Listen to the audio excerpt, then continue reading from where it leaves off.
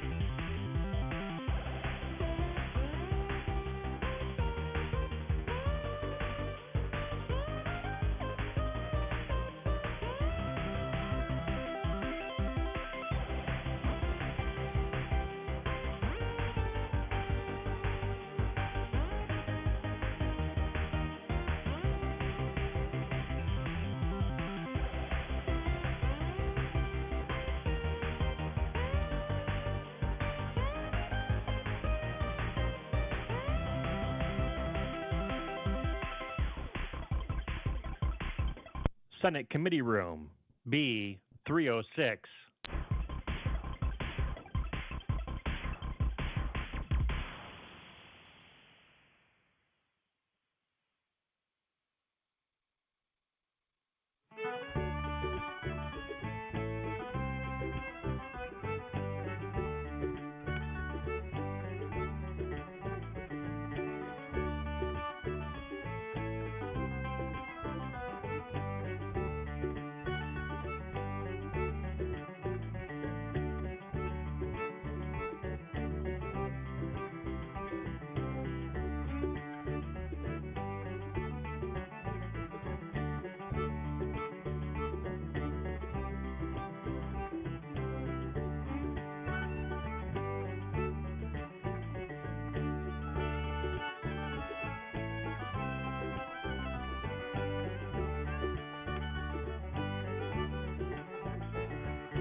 Did you know live Senate video is now available at youtube.com/@Senate of Virginia?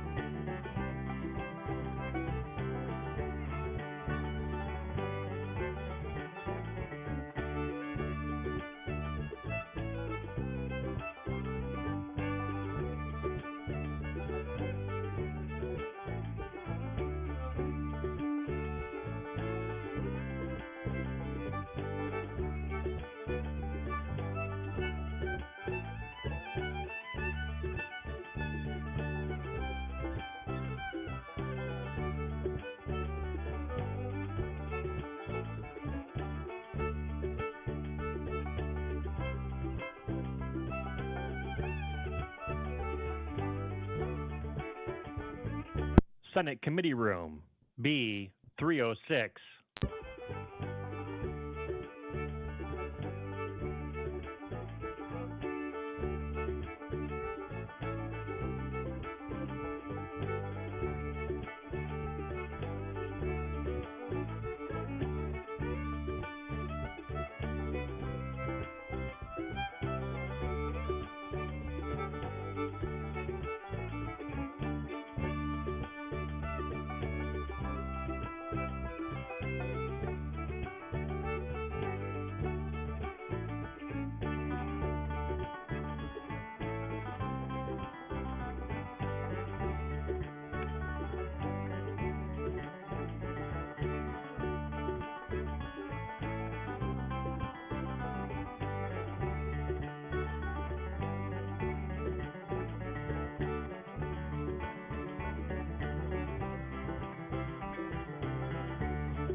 This is the Senate of Virginia, Richmond, Virginia.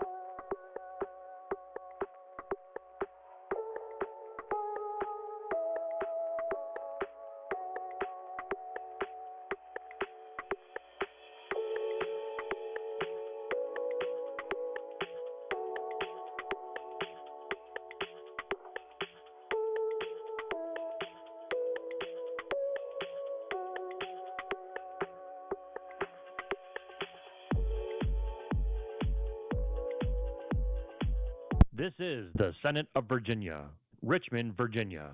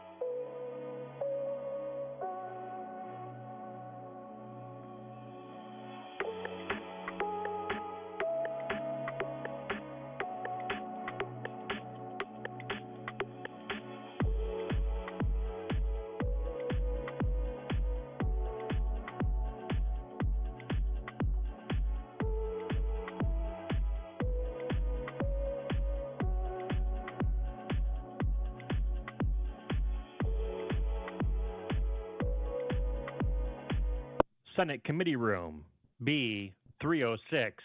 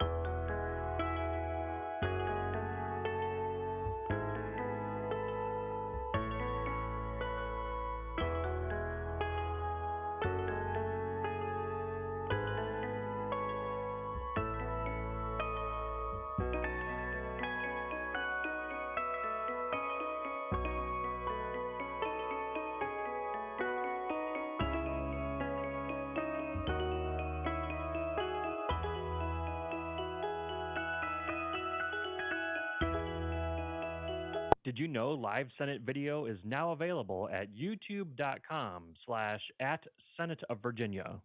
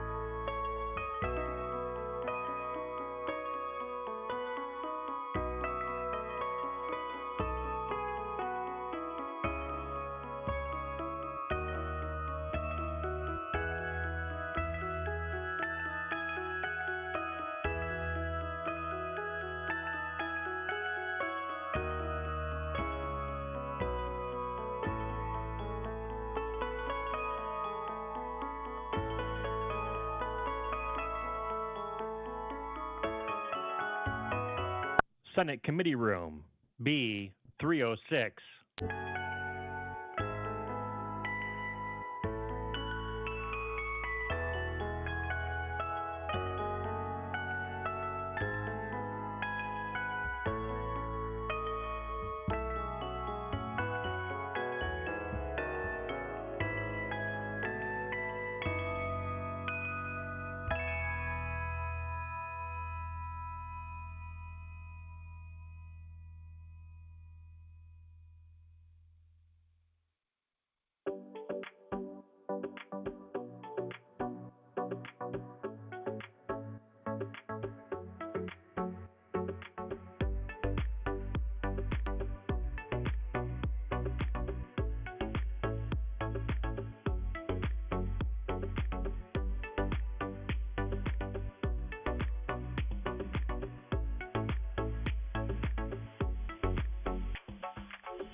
This is the Senate of Virginia, Richmond, Virginia.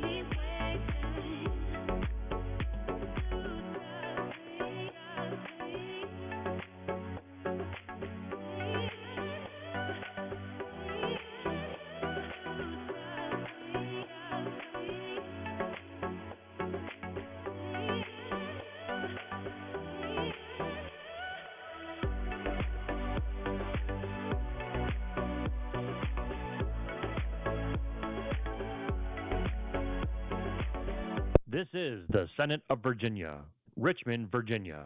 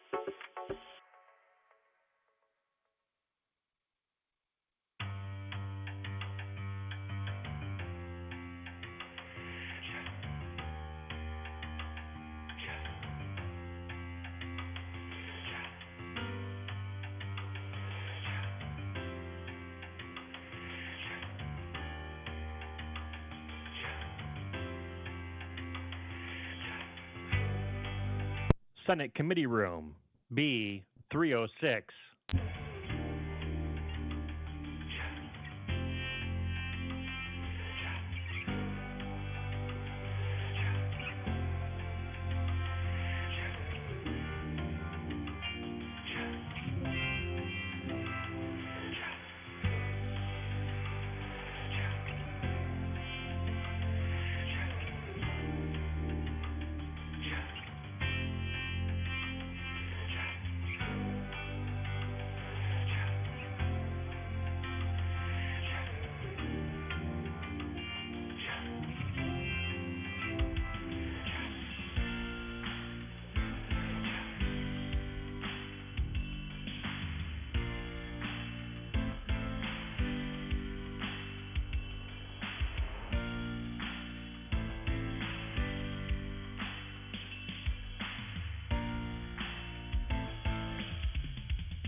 Did you know live Senate video is now available at youtube.com/@Senate of Virginia?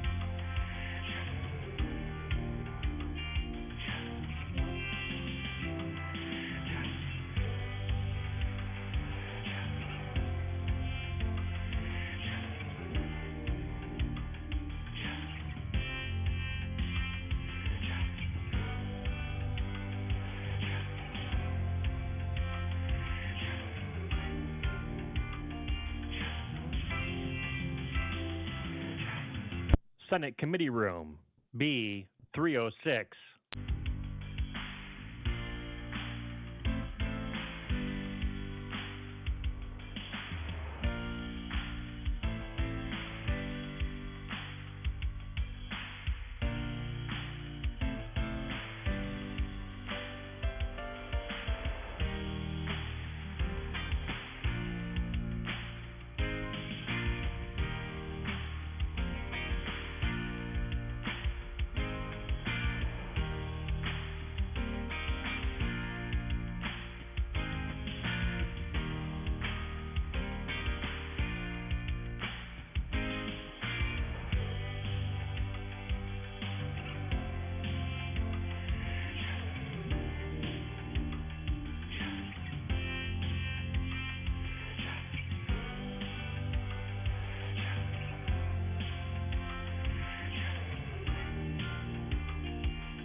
This is the Senate of Virginia, Richmond, Virginia.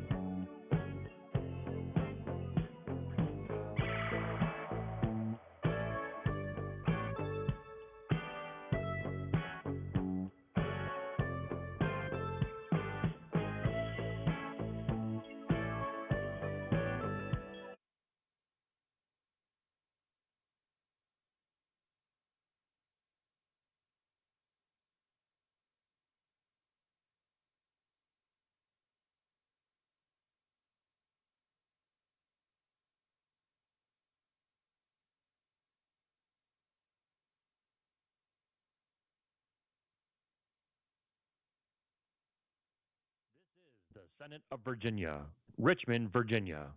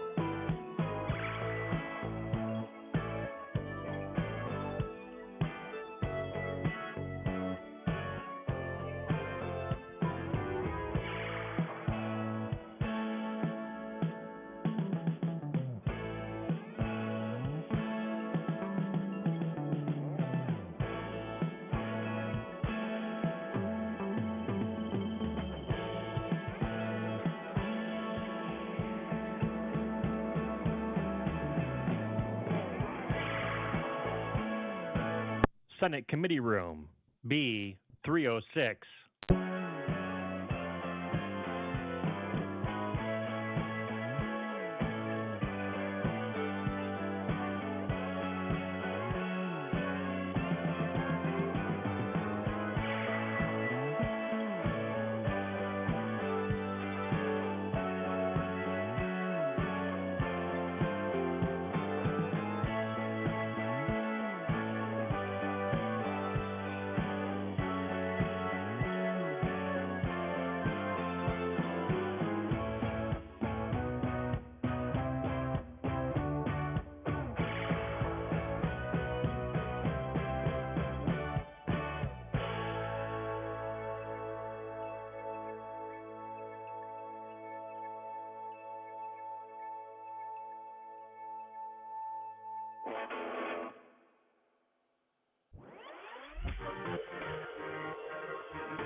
Did you know live Senate video is now available at youtube.com/@Senate of Virginia.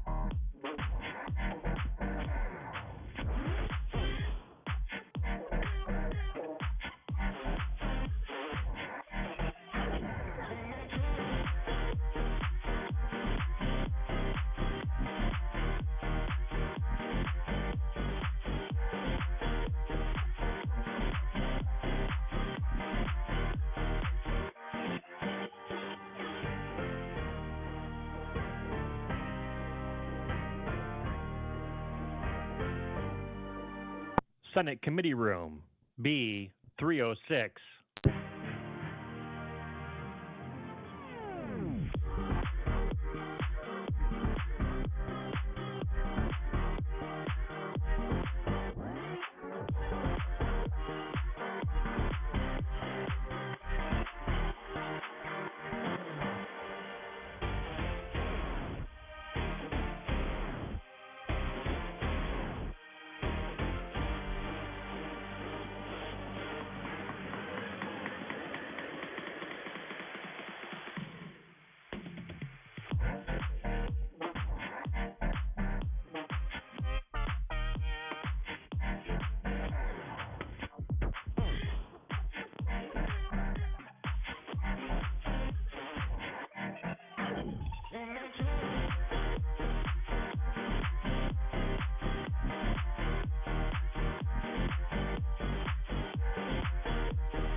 This is the Senate of Virginia, Richmond, Virginia.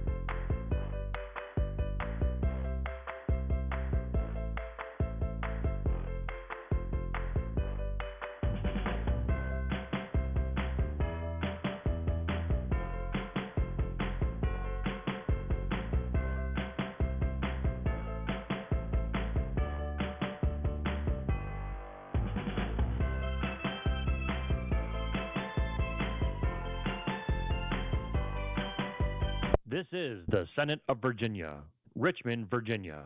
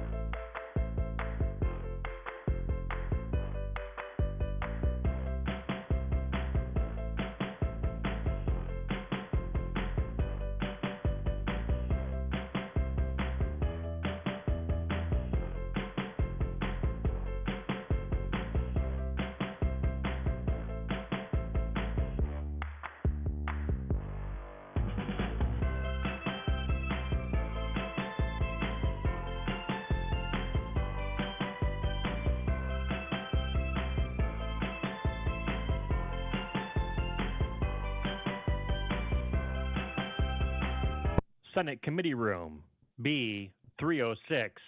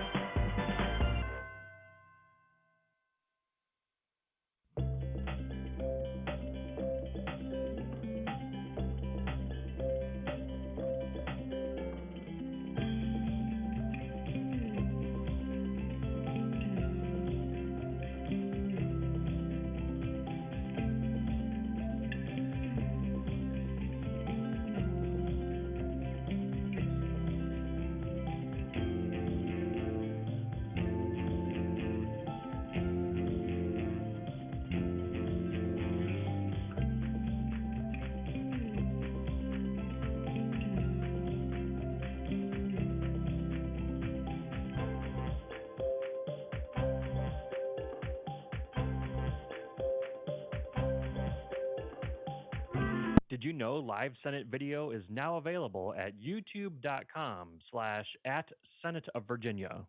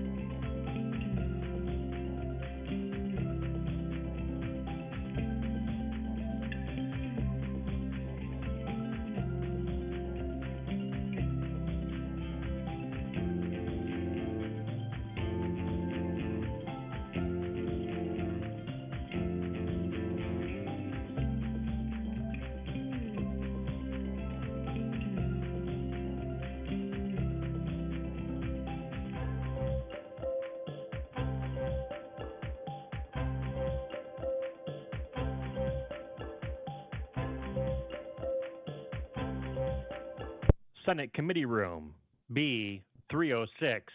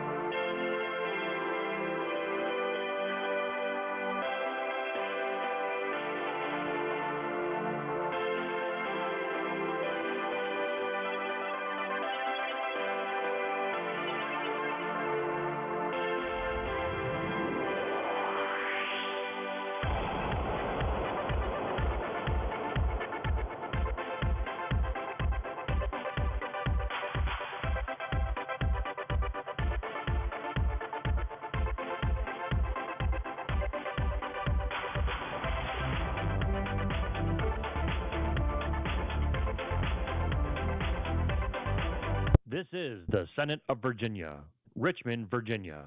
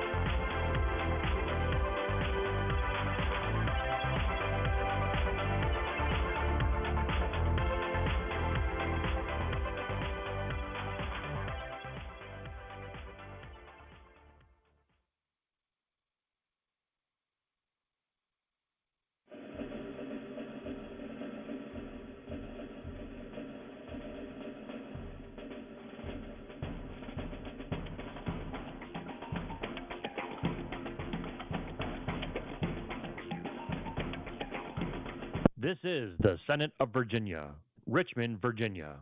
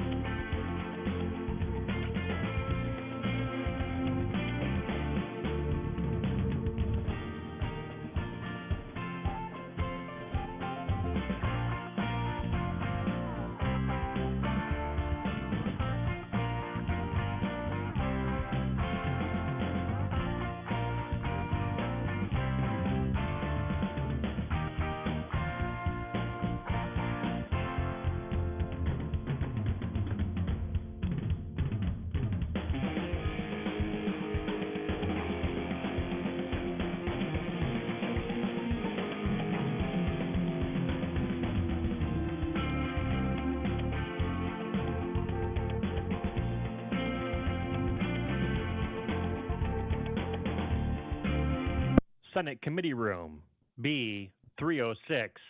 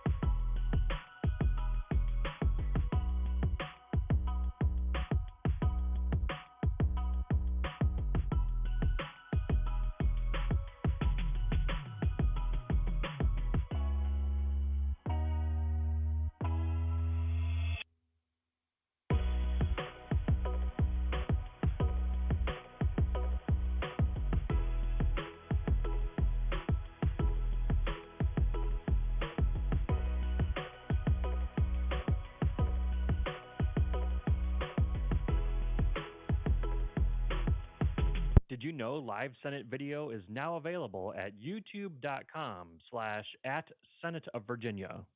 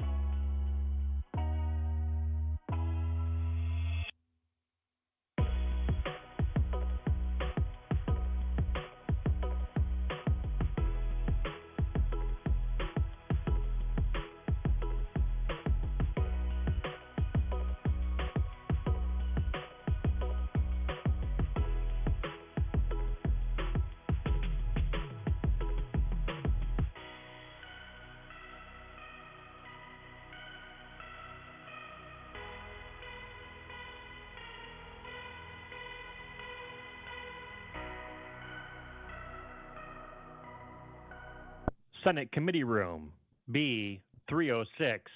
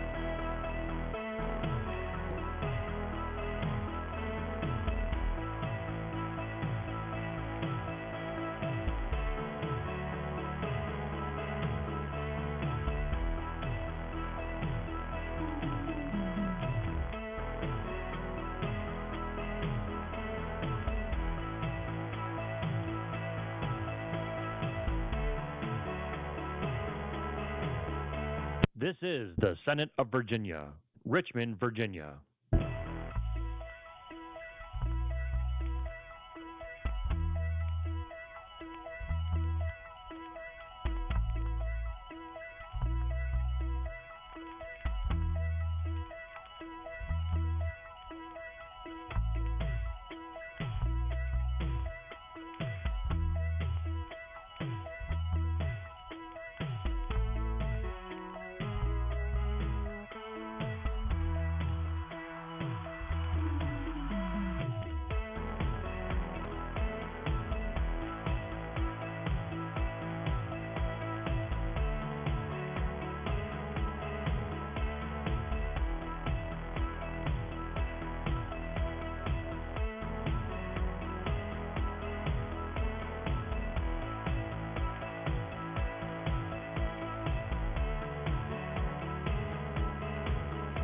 This is the Senate of Virginia, Richmond, Virginia.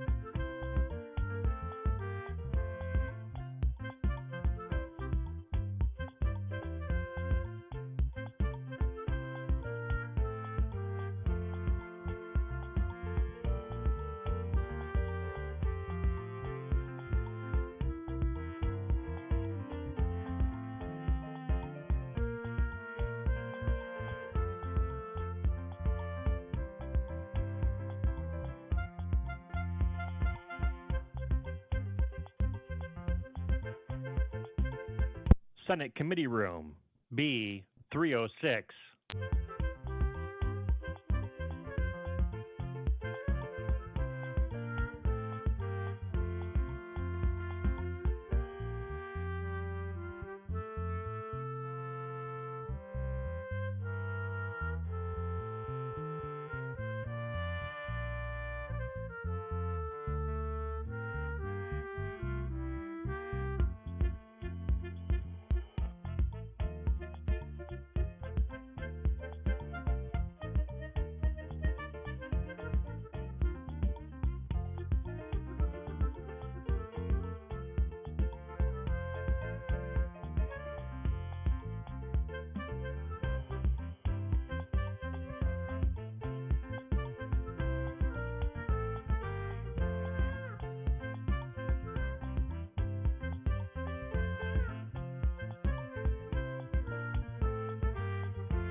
Did you know live Senate video is now available at youtube.com/@Senate of Virginia.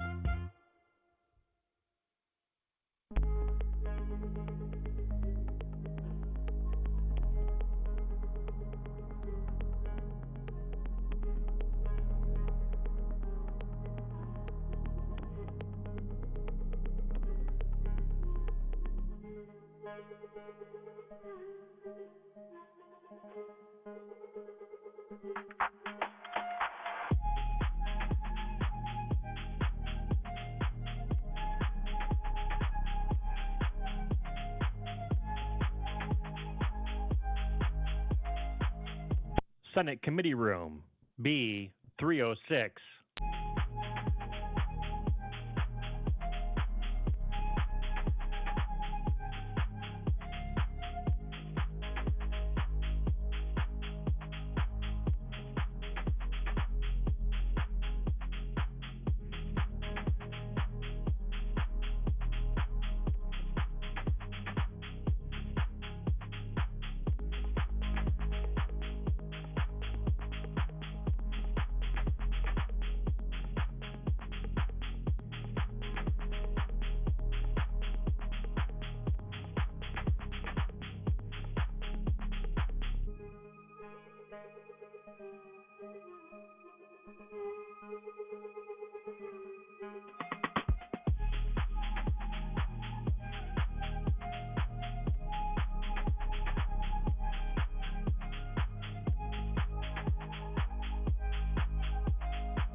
This is the Senate of Virginia, Richmond, Virginia.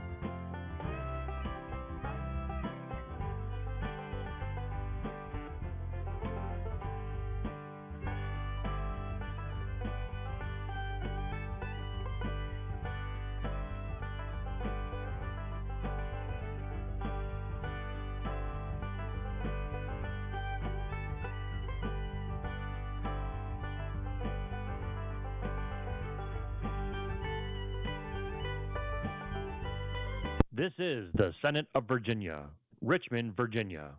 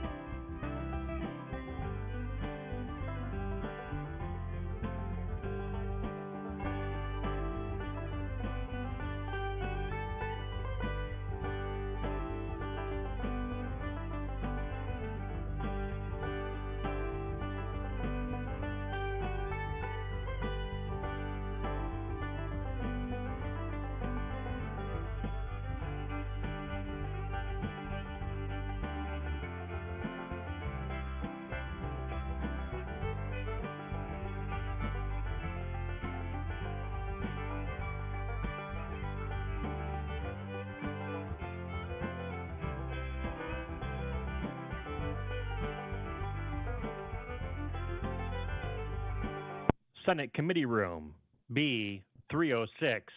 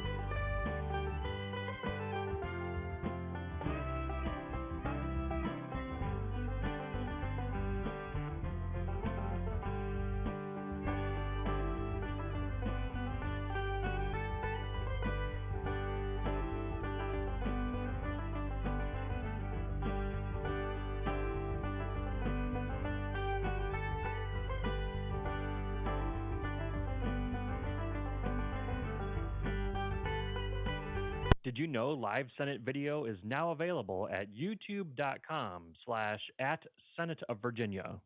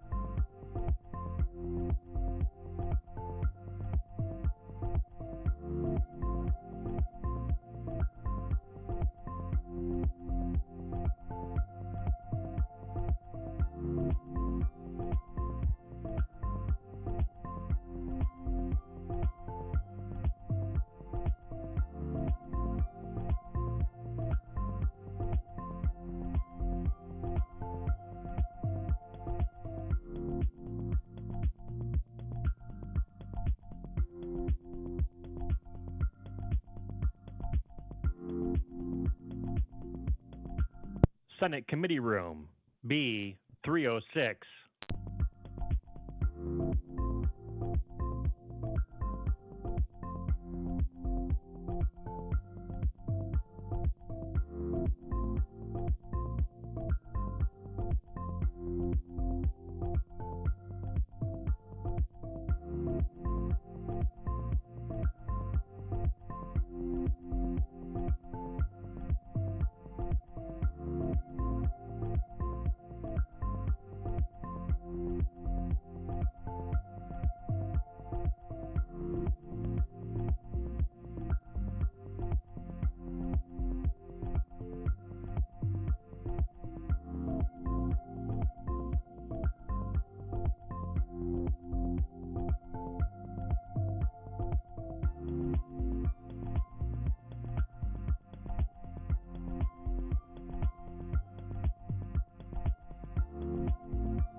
This is the Senate of Virginia, Richmond, Virginia.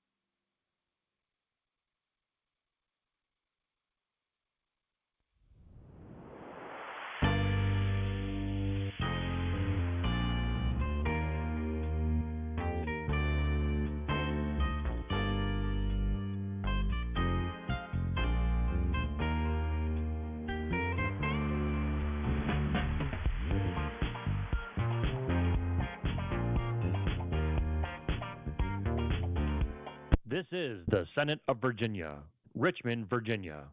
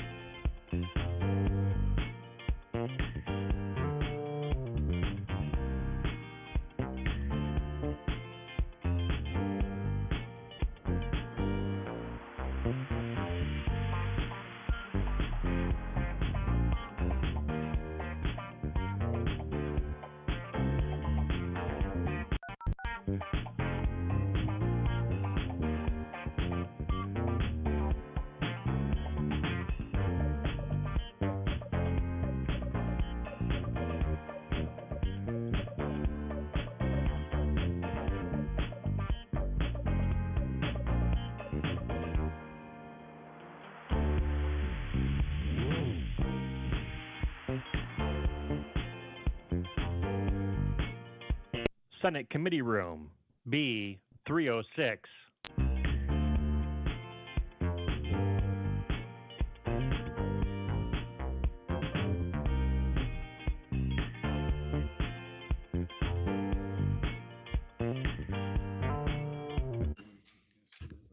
Good afternoon and welcome to the first meeting of the 2025 session of the Commission on Youth.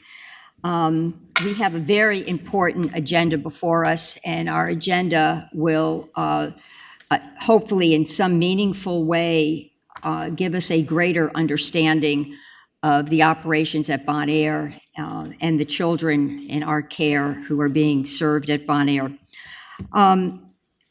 We will not be taking any votes today, so we don't need a quorum from that perspective, but I would like commission members to introduce themselves, and we have two members who will be participating virtually. One is Delegate Tata, and the other is Delegate Coiner. I don't know if they've linked in, but welcome, delegates, if you are already on the virtual platform. Let me start to my far left. Delegate Shin, go ahead and introduce yourself. Thank you. Oh, I wonder if I can get this on. Oh, good. Is that working now? Okay, maybe. Thank you, Madam Chair. Good afternoon. I'm Delegate Irene Shin. I represent the 8th District in the House of Delegates. That's in Fairfax County. That includes the town of Herndon, Chantilly, and Fair Oaks. Thank you, Madam Chair. Good afternoon. I'm Delegate Joshua Cole. I'm blessed to represent the 65th House District, which is the entire city of Fredericksburg, southern Stafford County, and northern Spotsylvania County. Welcome. Thank you, Madam Chair. I'm Senator Dave Marsden from Fairfax County and former acting director at Department of Juvenile Justice in 2021 and 22. Thank you, Senator. I'm Barbara Favola, and I represent the 40th District in the Virginia Senate, and that district is completely contained within Arlington County. Good afternoon. I'm David Suderline. I represent the Roanoke and New River Valleys in the Virginia Senate. Good afternoon. Mackenzie Babachenko. I'm the Commonwealth's Attorney for Hanover County, and that's just north of Richmond. Okay, starting our first. Okay, I did introduce them earlier, but thank you for putting your cameras on. As I mentioned earlier, it was Delegate Coiner and Delegate Tata. As we are aware, there have been some disturbing reports of situations at Bon Air that we need to better understand and hopefully be part of that process to make some much needed corrections. I know, Amy, you wanted to say a few words about the context, and then we will go into our agenda. Here. Shortly after the General Assembly adjourned, the chair contacted me with her concerns regarding Bon Air Juvenile Correctional Center. As mentioned by the chair, the purpose of today's meeting is to address concerns and to give the Department of Juvenile Justice an opportunity to respond to questions posed in Senator Favola and Delegate Coinier's letters, which may be found in the members' packets. There's been a lot of media stories regarding Bon Air. And just as a reminder, Bon Air is the only correctional center operated by the state. Bon Air houses juveniles committed to the department. In recent years, the Commission has conducted several studies related to juvenile detention homes, which are locally operated. Today's focus is on Virginia's state-run facility. In order to assist members in understanding Virginia's juvenile justice system, the Department of Juvenile Justice put together a detailed informational presentation. The information provided is very helpful in understanding how things work in Virginia. Also included in the presentation is slides addressing the questions and concerns posed regarding Bon Air. Also, Commission staff has put together a binder of recent news stories and articles that is available for your reference and review. Thank you, Madam Chair. Thank you, Amy. One of my colleagues has his light on. Senator Marsden. Thank you, Madam Chair. Just to add some additional perspective, as a former director of the agency, a lot of what we're dealing with today are problems created by some really good news. In 1997, we had 1,500 young people in 8 juvenile correctional centers here in the Commonwealth. Today, I think we're in the around 170 at Bon Air, and a number of 70, 80 more kids in local juvenile detention home community programs. So a lot of progress there. Same thing with juvenile detention. We have 1,441 beds in 24 juvenile detention centers. And when we first did a study here at the Commission on Youth back in 2020, we were down to 350 kids. And today I think we're about 500 detention kids and another 70 or 80 community program kids that are under the responsibility of the Department of Juvenile Justice. But at any rate, there used to be 8 facilities to choose from and to classify kids. Today there's only 1. And every change, whether for the good or for better, brings with it its own challenges. And what we're here today is certainly to listen to what the department has to say, and some other experts and people from the community who follow these things and care about these things. To hear from them, to do what is necessary in the legislature to make sure that the resources are available, that the problems are vetted, and that we have a good, honest discussion of what's going on in our juvenile justice world. But just wanted to add that context that we sit here today where there's been a lot of really great news over the past 25 years. So thank you for that, Madam Chair, and I yield back to you. Thank you. Delegate Seabolt, you're in the queue. Did you mean to be in the queue? No. Would you like to introduce yourself since I called on you? Hi, everybody. Delegate Siebold, Holly Siebold from the 12th District. Happy to be here today, and this is a very important issue, and I'm glad that we are tackling that. Thank you very much, Madam Chair, for this opportunity. Thank you. Okay, I would like to call forward Amy Floriano. Ms. Floriano is the Director of the Virginia Department of Juvenile Justice, and there is a presentation before us on the Bon Air Correctional Center. I understand there are 130 slides, so I'm going to ask the Director to probably summarize some of those slides in a cluster. I think we were hoping for about a 30-minute presentation. Colleagues, if you have pressing questions, I will stop the presenter and allow you to ask them, but I would request that most questions be held until after the presentation. Okay, Ms. Floriano, go ahead. Thank you, Madam Chair. Madam Chair, members of the Commission, I first want to thank you for allowing me the opportunity to come in and giving me the time to present the department's concerns, as well as requests for assistance to support the facility, the staff, and the youth that we serve.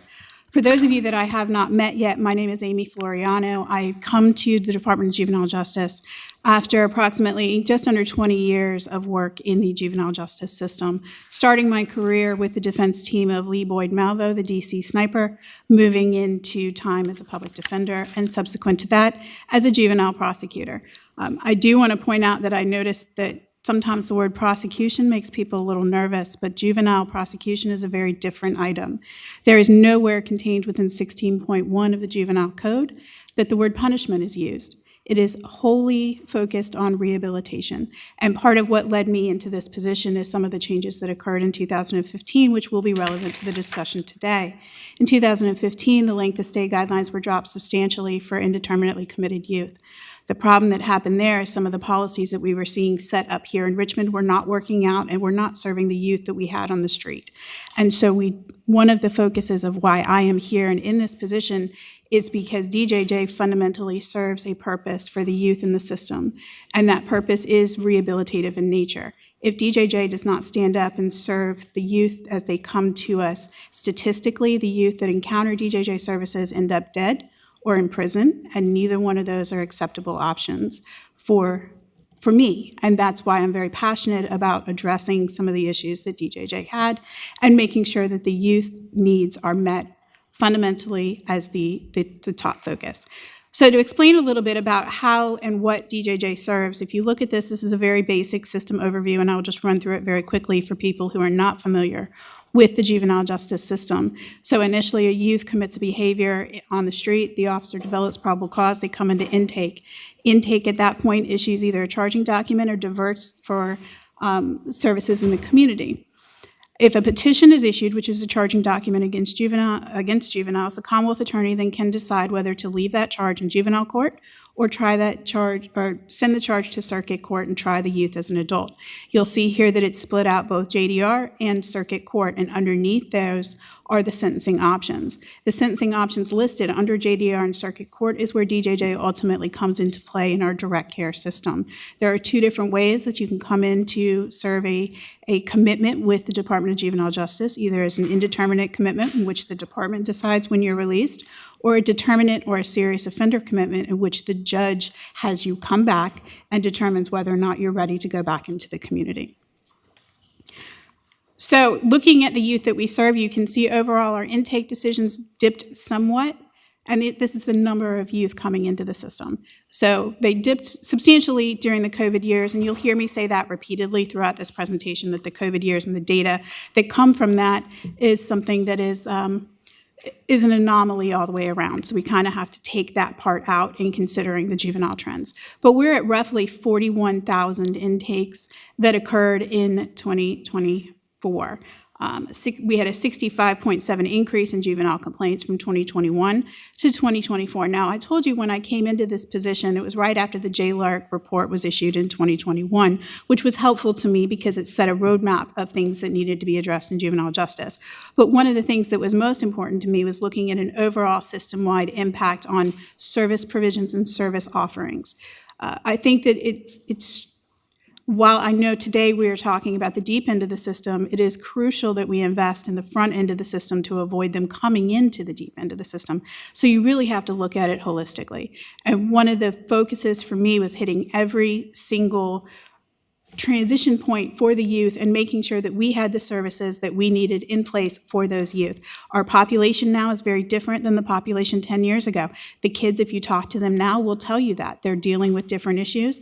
They're dealing with different challenges in their community, whether it be an onslaught of social media, whether it be gangs or other negative influences in their community. You have to be able to address what they're telling you is the problem, and part of that is relying on the data and making sure that you're doing that. So I did a full system-wide overhaul, starting in 2022. Beginning to end, we did pre-court services, and I'm going to give you a little bit of data on that because I'm really excited about some of the output on that. We updated the diversion parameters of who can come into the system and when they're coming in. We expanded the regional service coordinator, which is our service providers in the community. In fact, we introduced, I think, roughly 133 services in 2023 alone to our youth in the community. We establish mental health treatment access at every point of the system, as well as accessible violence intervention programming. As we know, juvenile violence in 2022 was at an all-time high, and we needed to make sure we had intervention programming to address that issue. We focused on reentry, and you'll hear a little bit more about this in some of the department, some of the programming options that we have at Bon Air. We focused on an analysis of contracted services in the RSC continuum that directly impact dynamic risk factors. So some time ago, and I believe Senator Marsden may have had some input into this process, we instituted a risk need assessment process. And so part of that is looking at the both dynamic and static risk factors that are associated with each individual youth.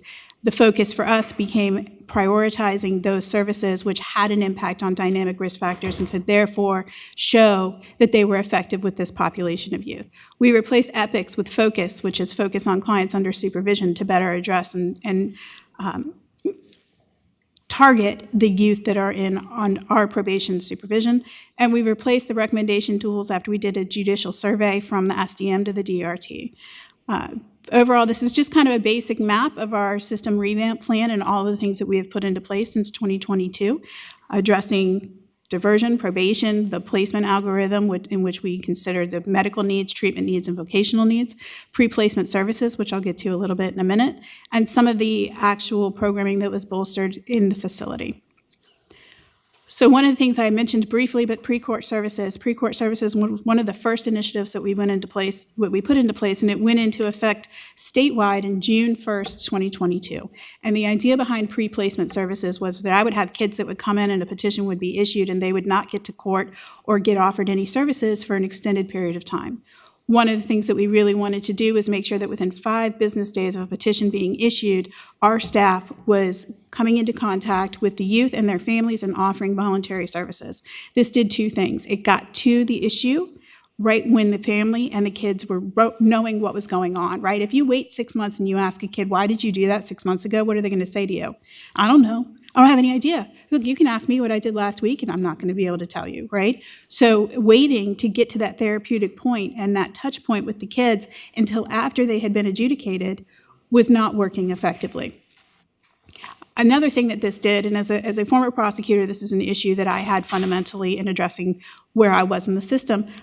If my kids went and got a paid lawyer, which we refer to as private counsel, so their family could afford to get private counsel for them, if they went and got a paid lawyer, the lawyer would tell them, go get into counseling, do your community service, and then they would come into court in a necessarily better place than my youth that could not afford that same service. Pre-court services allows all youth to walk into court the same day in the same situation. So their attorney can come into you and say, he's doing well in counseling, he's done his community service, he's written his letter of recommendation, let's go ahead and dismiss it outright, right? Or let's continue it a little while and see how he does, and if he's doing well, you can dismiss it outright and then it can be expunged and it's not on his record. So this is kind of a procedural nuance that because of my history, I knew was a situation that could be fixed. So since 2022, we have placed over 6,000 youth on pre-court services across the state, which means 6,000 youth are getting services to them and their families within 5 days of a petition being issued, or getting referred to services within 5 days of a petition being issued to try to address that whatever is going on that's triggering this behavior. And if you look at this is in red is the recidivism rate for youth that are on pre-court services, and the blue is recidivism rate for youth that are not on pre-court services. And you can tell the recidivism rate for pre-court services, both prior to intake and after intake, is substantially better. So I'm very excited about this because I feel like this is actually making a difference in diverting kids from coming into the deep end of the system, because we're really addressing the needs as it's happening kind of in real time with our bolstered approach. So overall, as we move into the deeper into the system and we start talking about the youth overall within a custodial situation, there are 2 areas in which DJJ is requesting some assistance and support. First is, again, assistance with staffing. We've been very clear and very, very vocal requesting raises. We've presented in front of Senate Finance multiple times, I think both in 2023 and in 2024, about our staffing situation. And I will go through the remedies that we've tried to do, but at some point it's beyond our control and we need some assistance and some support in that area. Additionally, the other area that we are requesting assistance is in long-term planning for improved locations for better rehabilitation. There has been a process going back and forth on what facilities are suitable for committed youth and how we're approaching as a state. There's some history in that, and I've included some slides in the appendix on where are we going. And unfortunately, that is something that is beyond the purview of DJJ to solve. So we are asking for some assistance in what the long-term plan will be. Ms. Floriano, I've read several different reports. There was a report done 2 years ago on the sort of the cultural environment at Bon Air, and one of the consistently identified problems has been the lack of staffing. What is the ratio that Bon Air currently has from a staff person to a resident, if you will? We're currently at 1.7. To give you some context, in 2014 and 2015, they were at 1.3 and 1.4 respectively. What is a best practice nationally? Are you aware? Or I can ask another presenter. I am not aware of that. I will tell you that there are some slides that are contained in the appendix that talk about a national survey on staffing and indicating that 90% of juvenile correctional facilities are indicating that they are at critical staffing. So And how about the training for your staff? Are we giving them the absolute best training possible? Absolutely. We follow Handle with Care and Handle with Care, enhanced Handle with Care. So our staff provides that to, we have an entire training unit out at Hampton, and I'm sorry, not Hampton, I'm from the Hampton Roads area, out at the Hanover Public Safety Training Center. And we do three to 4 weeks. I'd have to check on exactly how long of basic skills. Happy to have everyone come out and observe a class and speak with our trainers as well out in the Public Safety Training Center. Madam Chair. Senator Marsden. Thank you, Madam Chair. A lot of times, in juvenile justice systems, it's very difficult to establish a best practice in terms of a staff to student ratio. It depends on how the facility is set up. In Nebraska, when I was doing a consultation out there with their youth center, we had a situation where the staff didn't show up to work until 2 o'clock in the afternoon. The teachers handled everything from 8 o'clock in the morning until the staff showed up at 2. So you didn't require a tremendous number of staff, but that was an open setting for younger boys. Our facility here in Virginia is a secure facility. It requires a very different kind of staffing ratio. So it's really hard to come up with any kind of equivalency in terms of what people ought to have. You basically have to take a look at each facility individually. Yeah, Thank but you. my question was comparing apples to apples. For similar facilities, this seems like we're understaffed, woefully understaffed. We are at critical staffing, yes, ma'am, and there is some information contained within the slideshow that will address some of that. And that is a historical issue with DJJ, with Bon Air, dating back, I think it was first noticed in our 2016 strategic plan, is when we started to see that, and I do have some numbers contained in the presentation. Okay, so we're not going to be able to get through your 130 slides, so why don't you plan on going through another 25? Okay. So I'm going to skip through. This is some of the detention population, just gives us an idea of where we are, some of the ADP and the detention level, and why we are seeing some of the longer LOS, mostly with post-dispositional programs. We also have some of the outlier information that we looked at as to why some of the numbers were skewed in Norfolk and Virginia Beach. So I'm going to skip through that and go into our current population in direct care, which I think is something that is important for everyone to consider. In 2024, it says that overall in our direct care, we're at 50% at 17 years of age or older. I will tell you, Bon Air has 170 currently in our population today. 109 of those are 18 and older, so 63% of the Bon Air population is 18 and older. 40-something, whatever the remaining math is. I went to law school because I'm terrible at math, but whatever the remaining math is 17 and under. We do have 4 youth that are under the 15 and under. So out of 170 youth, we have 4 that are under the age of 17, 109 are 18 and older. If you're looking at the basic breakdown of our overall direct care demographics, significantly more males than females, and significantly more of the more black than white. Direct care admissions average ages. So this is kind of an important factor to understand. The initial behavioral problems you start to see at around 11 years of age. The community starts to intervene around 12 and a half years of age. Your first adjudication, your first court experience is roughly around 14. The first direct care admission is roughly around 17. 24% of the kids coming into direct care had a previous diversion. 67% had a previous probation placement. So on average, you've had 4.4 years of community interventions prior to commitment that failed in the community. So that's somewhat problematic and also a reason why we need to absolutely focus on the front end of the system as well as the back end. Direct care family admissions and experiences, 57% have had a parent incarcerated or have a parent incarcerated actively. 60% had parent criminal violence, 44% parent substance abuse, roughly 6% parent abandonment, 20% parental death, 23% family domestic violence. 76% reported at least one, and 43% reported 3 or more of the issues that we're addressing. Mental health, you have roughly 93% is demonstrating one mental health disorder, primarily conduct disorders, oppositional defiance, substance use disorders, and ADHD. Notice these are not disorders that typically end you up in a residential treatment center, so it's a different population of kids than you would typically see in a therapeutic residential center. Looking at the commitments by locality, overwhelmingly, the majority of our commitments come from Hampton Roads and the Richmond area. We do have a substantial number from Arlington as well. Looking at our increase in felonies against admissions, we've had a 30% increase in felonies against person admissions. We are up at 73% of the direct care population have committed a person felony.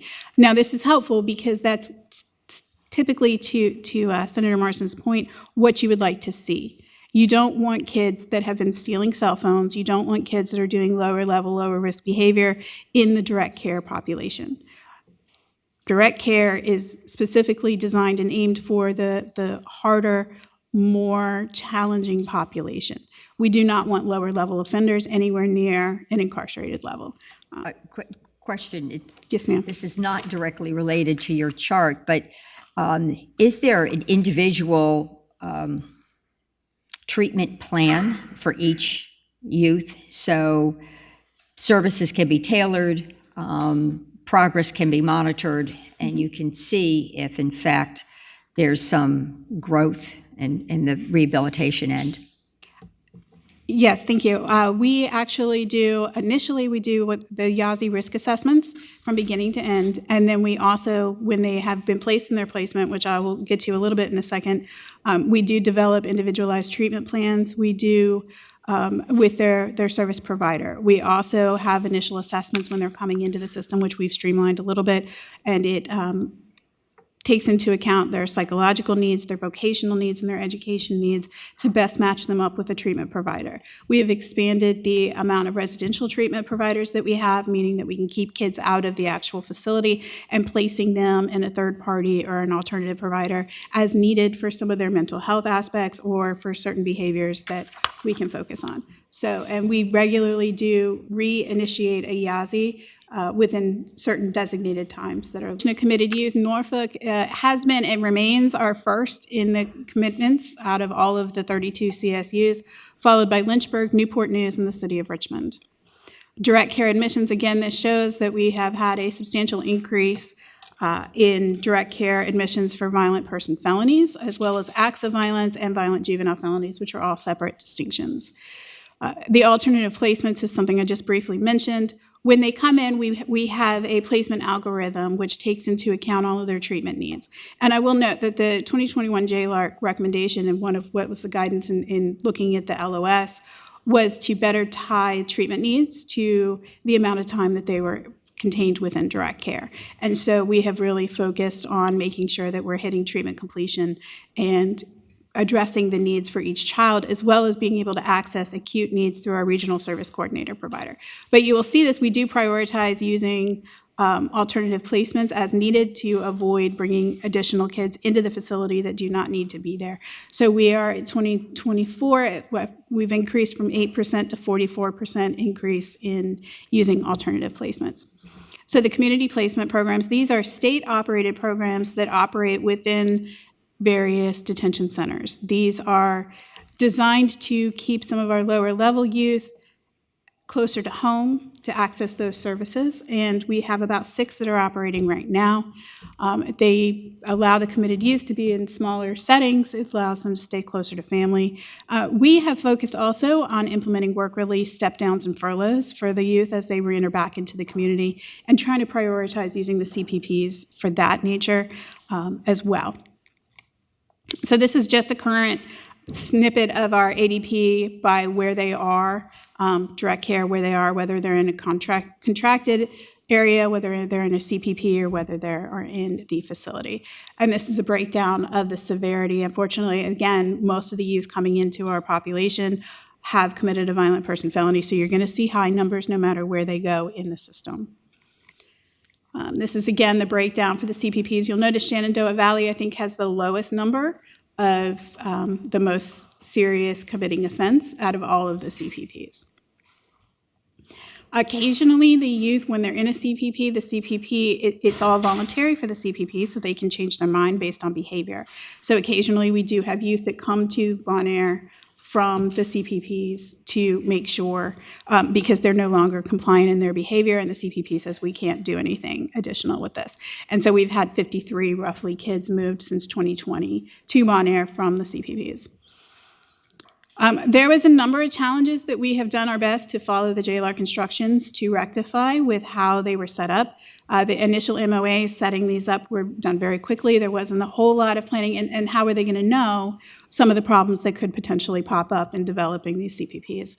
The programming was not standardized, and this was problematic as well. We would see it kind of on the street, because I would have kids that would come into court with 2 different serious offender review packets, and one CPP tracked 12 behaviors and one CPP tracked 5. Well, now I have 2 kids that acted the same way with 2 very different reports standing in front of the court who is determining whether or not that youth is being released. So one of the things that we wanted to do was really standardize what behaviors are tracked and make sure that we could access them, so that sitting in Richmond, I could put up a kid's file, and if their parent called me with a question, I could address that right then instead of some handwritten notes in the CPP somewhere.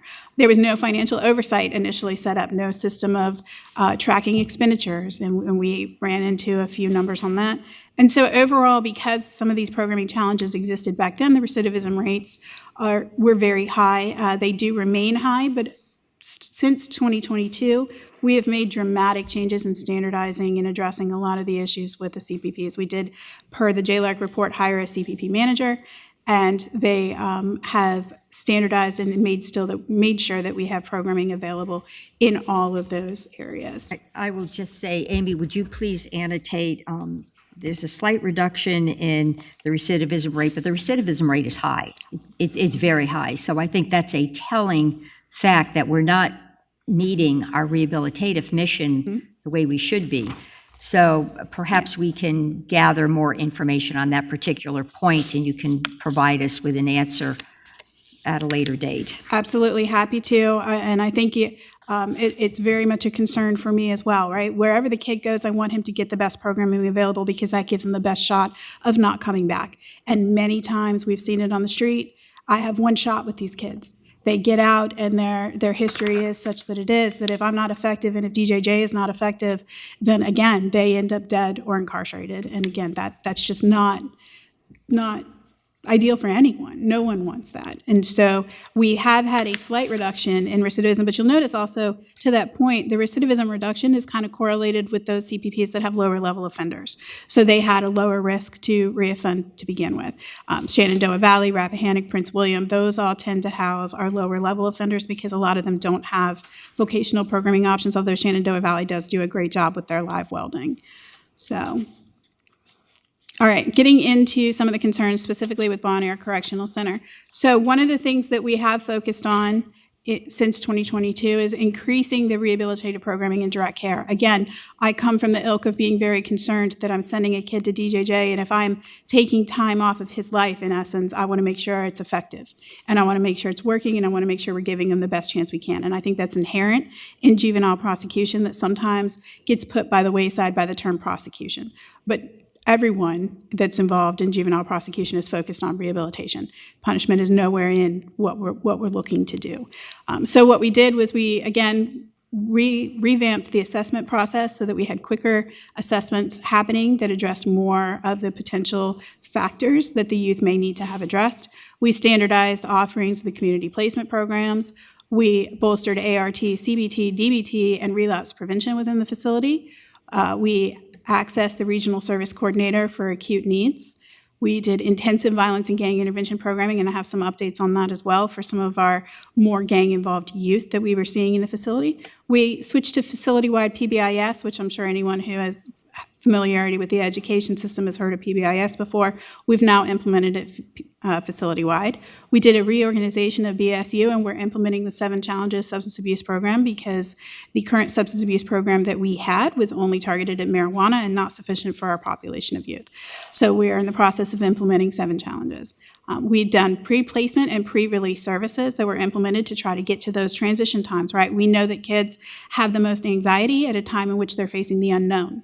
And the more that we can tell them and the more that they can know what their life looks like, the better chance that they have of not recidivating. 40% of my recidivism happens within the first 4 months of them being released back into the community. So that's clearly a target point that needed to be really focused on and really addressed in transitioning. So we do pre-placement so that youth that are committed and awaiting their final placement, they start their services as of the date of commitment while they're wherever they are. And that way there's no delay in their commitment time. And then we do pre-release services, which means that they start their services before they go back out into the community. Usually I require them to have their current treating provider as part of the pre-release service transitional meeting and doing a handoff so that when the youth gets out, in our system as we have it set up, and we're still working on obviously getting to all of the fine-tuned portions of it, but in our system, the youth is going to know where they live, they're going to know who their treatment provider is, and they're going to have met them. They're going to know where they work, and we're working towards work release furloughs that will allow them to go out into the community and have a few days of work before they are released back into the community, because the focus is really on getting into the kids to see themselves differently. I can stand there and tell a child all day long, you're going to be great when you get out. He's going to look at me and go, you don't know my life, you don't know anything about me. And he's right. I don't walk with him. I didn't walk with his life experience, right, or her life experience. So getting him or her to understand I am different than what I maybe perceived of myself when I came into this facility is really the focus of all of the changes that we have tried to get into, really focusing on positive youth development. So one of the other things that we did was instill vocational programs, and again, step down and work release. These are all, step down in particular was a JLARC recommendation that we focused on and followed. To come along with these rehabilitative services, and I will go into some specifically in a second, is developing the workforce development. We did an RFP for workforce development community partnerships, so mentoring in the community to help assist with that. We did a statement of needs and MOA revisions for the CPPs. Work release and furloughs are required. We did revision of education plans to offer vocational programming as an elective so that they could stay on track with their graduation. We also bolstered counseling mentors and vocational supports for financial needs. So prior to 20, yes. Ms. Floriano, after this slide, could you also get to the lockdown issue, because that has come up several times in newspaper reports and other correspondence the committee has received. Yes. So it's an important issue. So after this slide, please walk us through your lockdown Yes, absolutely. slides. And I don't know the slide number that is. So prior to 2022, we had a forklift simulator and a welding simulator, and subsequent to 2022, we had HVAC. We now have NCCER certified courses in HVAC, electrical, plumbing, carpentry, C-Tech, and live welding, and we are working on employment supports. In fact, thanks to Senator Marsden, we have been able to secure employment pathways with our youth with Dominion Virginia Power. So that is certainly a huge change for our kids. So this is the BSU updates. This is the Aspire program. This is for our gang-involved youth. This is actually their trip to, they were very excited about this, so I did want to mention it. This was their trip to Jamaica that they planned. So the Aspire group, which are all heavily gang-involved individuals, and they are housed together and working through this program, planned a trip to Jamaica. They made their own passports.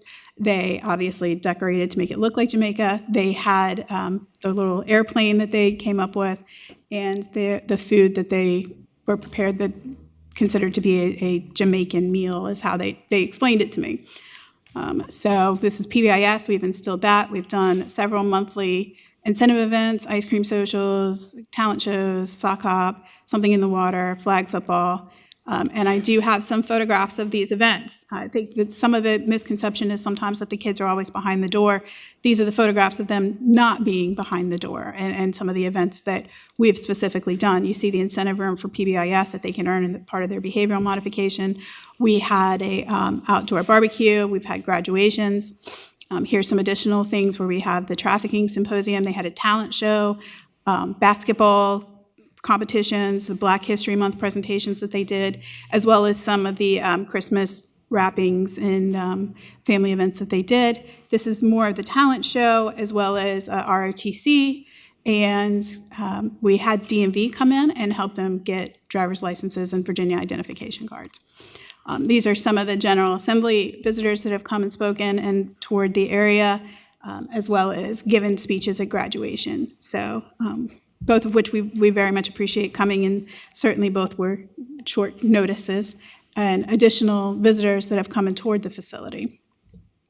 This was the March events. Just last week, we had the basketball tournament. We've had their March Madness bracket challenge. I'm sorry, it's just, they're very excited about it. Education component, graduation rates, we've had a 12% increase. So this is our treatment completion, which I think is the overarching importance of the programming that we've put in place. You can see that under the 2015 guidelines, treatment completion dropped to 67% prior to release, which correlated with a 116% increase in violent recidivism rates. We are now up over 92 and 94% this year in aggression management as well as substance abuse treatment prior to release. And you can see the impact that we've had on the risk needs continuum that we are looking at from some of the individual assessments that we have. So as far as programming is in place, and this is the system impact as far as determinant and indeterminate, and demonstrating that the courts are certainly trusting the determination of DJJ more than they were previously. If you look at the blue bar as the important one here, those are indeterminate commitments over determinate. Indeterminate tend to be shorter sentences as well as not ones that have to go back to the court prior to release. And correlating with that, obviously I would love to take credit for it, but I can't. We've had the largest reduction of youth firearm offenses in a decade, as well as a substantial reduction in juvenile homicide victims from firearm-related events statewide. So Bon Air challenges, the capacity and staffing, we are actually below our forecasted ADP. We've had a 39% increase in admissions between 2022 and 2024. And we've had no dramatic increase in LOS for direct care releases.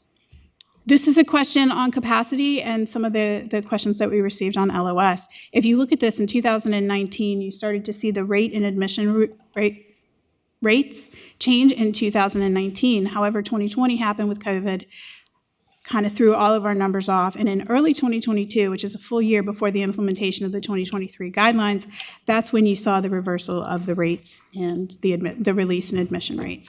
So it's been a trend that I think has been a long time coming, and we're certainly seeing that now. This is the question of who was sitting in CAP status or the youth that were waiting to come into Bon Air. We had 15 in February. And this was a breakdown, also it contained in your slides, of where those youth were. Now the population changes of what we're dealing with in Bon Air now. 86% of the admissions were high risk. 99% have an aggressive treatment need. The increase in violent MSOs is a higher percentage of kids with longer DOC time, and 38% increase of admissions for violent person felonies. We have 27 kids that are currently in Bon Air right now serving a sentence for murder. 27 kids. We have 109 kids that are 18 and older, and 27 of which are in Bon Air for murder sentences. So that also means that the 14 and 15-year-old 4 individuals are in the same facility as these 27 kids that are charged with murder. And so I also did obtain the population percentage for Red Onion and the violent felony conviction. Red Onion has 88% of their population has been convicted of a violent felony. Bon Air has 75. So we are very closely reaching Red Onion numbers as far as the level of violence contained within the facility. And this is the demonstration of the switch in the more serious offenses. So the lockdowns are typically required by procedure as well as regulations. Modified lockdowns can occur for any number of reasons: behavior, contraband, medical issues, psychiatric issues, illness, etc. And we've had 10 lockdowns since August of 2023. The full lockdown was in August of 2023. That was a transition point of admissions. We have quarterly searches in which we're required to lock the facility down. That's from February. We had one in February, August, September, October, and December. And then we had modified lockdowns of individual units, mostly the same unit, additionally throughout 2024, and one in 2025. The commission received a letter or an email that essentially said if there was an issue in one part of the center that required a lot of staffing and a lot of attention, that the entire facility would go into lockdown because of lack of staffing. Is that your modus operandi? I'm not making a value judgment. I'm just trying to figure out if that really is how things are handled. Well, I don't have any specifics that were provided on the issue or the allegations at that point, so I can't speak specifically to that. In general, if we have a larger issue, for example, in February, when we had the 11 youth that weren't going to go back into their rooms, although they weren't doing anything that met probable cause for a riot, we would have to put the kids in their room and pull the staff to address those 11 youth, which is why we opted not to do that, because the way that they were behaving indicated that they were anticipating violence, and we did not want someone else to get hurt. We didn't want the rest of the kids to have to get locked down, but it's only for the time period that it takes to address that issue, and then the kids are removed back into their room. So it's not modified lockdown where the unit is locked down for a substantial period of time. It's a temporary securing of the youth to address another issue in the facility. So we have had instances of those happening, which is why in February we decided, call in the authorities, which I would note also elected not to go hands-on with that group of individuals. We received yet additional emails that stated the youth can be in lockdown for the entire weekend because weekend and evening hours, your lack of staff is exacerbated. Could you respond to that? Absolutely. So occasionally youth are locked down, and it's typically they're placed in their room on administrative holds, but they qualify it as a lockdown. So sometimes that there's a communication issue with kids. For example, if you ask them in a setting where they've been in the homeroom with a kid their entire high school career, and you say, do you know that person? But that person doesn't travel in their circle, they'll say, I don't know him, right? Because he's not in their circle. So there's a little bit, similarly with showers, right? When we're in a lockdown level, we don't take them out to go to the shower. They have hygiene kits for their cells. But they're saying, we don't get showers. Well, you get hygiene because we're in this status, but we're not taking them out for a shower. So there's a little bit of that communication issue. But typically, it typically is behaviorally motivated. Delegate Cole. Thank you, Madam Chair. I think, Director, I appreciate you for being here today. Thank you for giving this wonderful overview of the department. But I think, one, I'm a little heated and I'm a little upset that we've spent all this time doing an overview of the department when there are rumors, and we're coming here today to figure out what's going on at Bon Air. Secondly, just reading a couple different things. Recently, there was a Board of Juvenile Justice committee meeting, and the vice chair of that committee, Scott Kisner, called for an independent study. And I guess the question, Madam Chair, is what is the hesitation or what's going on with that independent study? And allow me to further state this. A spokesperson for the Department for DJJ, Melody Martin, recently stated that there were rumors and issues that was brought before them that they're not been substantiated, and so they cannot do interviews, they can't do research. However, just last week, Cedric Thomas, who was a correctional officer at Bon Air, was arrested for sexual assault of one of the young people who were there. So if you cannot substantiate rumors, but a newspaper article can, what are we doing here? Well, I think that there's two different comparisons in what you're discussing at this point. And thank you, Madam Chair, if I may, thank you for your question. When you're talking about unsubstantiated rumors, it's somebody coming to me and saying, this kid said he was locked down. Okay, what kid?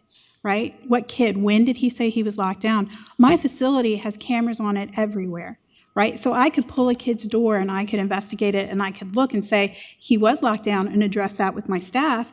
Or I can explain, no, he was locked down because of his behavioral issues, but I can't respond one way or the other to facts, right? It's just similar to a court of law. If I walk in and I say, hey, somebody said this, what's going to happen? The judge is going to say that's hearsay. It's not reliable evidence, right? It's not credible. I have, and certainly as a prosecutor, right, one of my things is making sure that we're investigating any complaint that's given to me. And one of the focuses of what I've done is that, to your point on the youth with the sexual assault. This is an individual who'd been with the agency for a substantial part of time, enough for VRS to be able to approve his retirement, right? And luckily, this youth, this child, felt safe enough in the facility at this time to disclose. We do believe that there were potentially other victims that did not feel safe enough to disclose. And I believe that the department did exactly what we should do in saying, okay, you've disclosed to us. We immediately made the CPS complaint. We immediately interviewed her. We immediately took her for an evaluation. And we immediately worked with the facility once we were able to identify who the suspect was, right? And I think that's the only thing that we can do. Unfortunately, child predators put themselves in situations where they expose themselves to children. I think just the same day as our individual was arrested, there was also a complaint of someone who was working in an outreach program who had similarly engaged in the same behaviors. So unfortunately, and I would love to be able to detect a child predator before that action happens, right? But those are actions that happen behind closed doors and in situations where we have to rely on the child feeling comfortable to disclose to us. And I do think it's a win to my facility, even with the allegations and the perceptions on safety, that this child at this time felt safe enough in the facility to disclose what had happened to her. That is not an easy thing for a child to do, and it's certainly not an easy thing for a child to do in a secure setting such as the one that she is in. So I think that that speaks to my staff in making her feel comfortable and building the rapport and the relationship. It is absolutely tragic that that behavior happened. It's absolutely tragic that that behavior has allegedly, potentially happened numerous times over the past 20 years. But unfortunately, we can only do what we can do with it when it is brought to us. And so I think that that's a little bit different than some of the other concerns that have been raised. It's two different categories. But thank you. Madam Chair, follow up? Yes, of course, Delegate Cole. Thank you. And I appreciate that. Thank you so much for shedding light on that. But I think with what you just stated, that leads ground for an independent study. There are other things that are going on that are unsubstantiated. There are people who need to be protected because we know what happens behind the bars, right?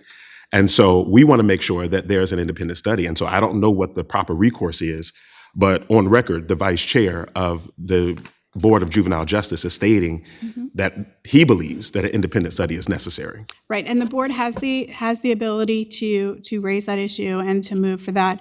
They had not, as of yesterday, that was the first time I've heard him discuss an independent study, and I'm sure everyone was aware. I was not at the meeting yesterday due to medical issues, but certainly if that's something that the board is interested in having and they want to give us the parameters of what exactly they want studied, right? Because unfortunately, again, I can't study something without the details of what it is. Right. And that's the point that we're in. I am prevented by 16.1300 from discussing the specific details of a use case. So even if we do an investigative study, who's going to do that can have access to this information? I'm charged with protecting the kids that are in my custody, right? And everything and every move that I have done has been aimed at doing that. And both from the programming that we've provided, both from the monitoring and the administrative changes that I had to make within that facility because certain things were happening that weren't being documented and weren't properly being addressed. So this is an ongoing issue. And certainly if I have specifics and someone will give me specifics, I'm absolutely going to investigate that. And I think anybody who has worked in my facility with me knows I'm emailing them at 11 or 12 o'clock at night saying, hey, I just heard this, what's going on with this? I think I need to put a context around this.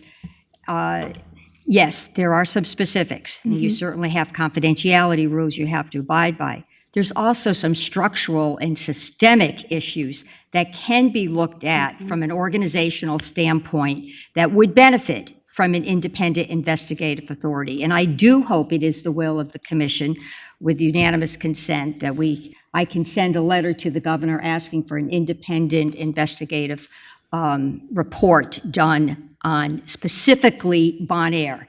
And we can certainly come up with a number of issues, systemic issues, that we would like an independent body to give us information on, and to also provide specific recommendations on how we can improve the practices at this facility. We can't have any more stories of youth feeling so desperate that they start fires in their cells, or youth that we're hearing from parents and advocates that they're locked in for a whole weekend in solitary confinement.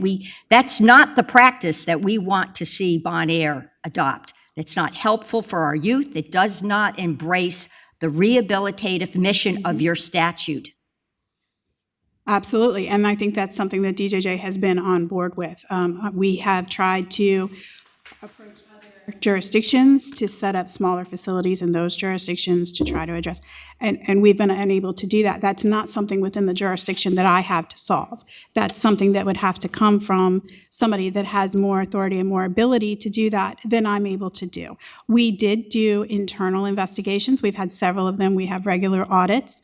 And we are the ones that actually requested the Moss assessment to figure out what was going on so that we could address it. And we have put into place several of their recommendations to try to address these situations. But the problem is a couple of different things. We're trapped into this one facility for all youth. I don't think it's a good idea to have a 14-year-old and a 20-year-old in the same facility. They're going to school together.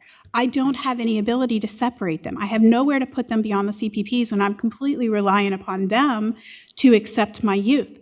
And so closing down all the facilities and limiting us to one facility has trapped us into this environment where what are we going to do? I have, 60% of my population is in there for the 18 and over. And I've got 14-year-olds and females in there that are for different offenses. And if you notice that, and I've included as part of my presentation, 20% of my population creates more than 50% of the problems.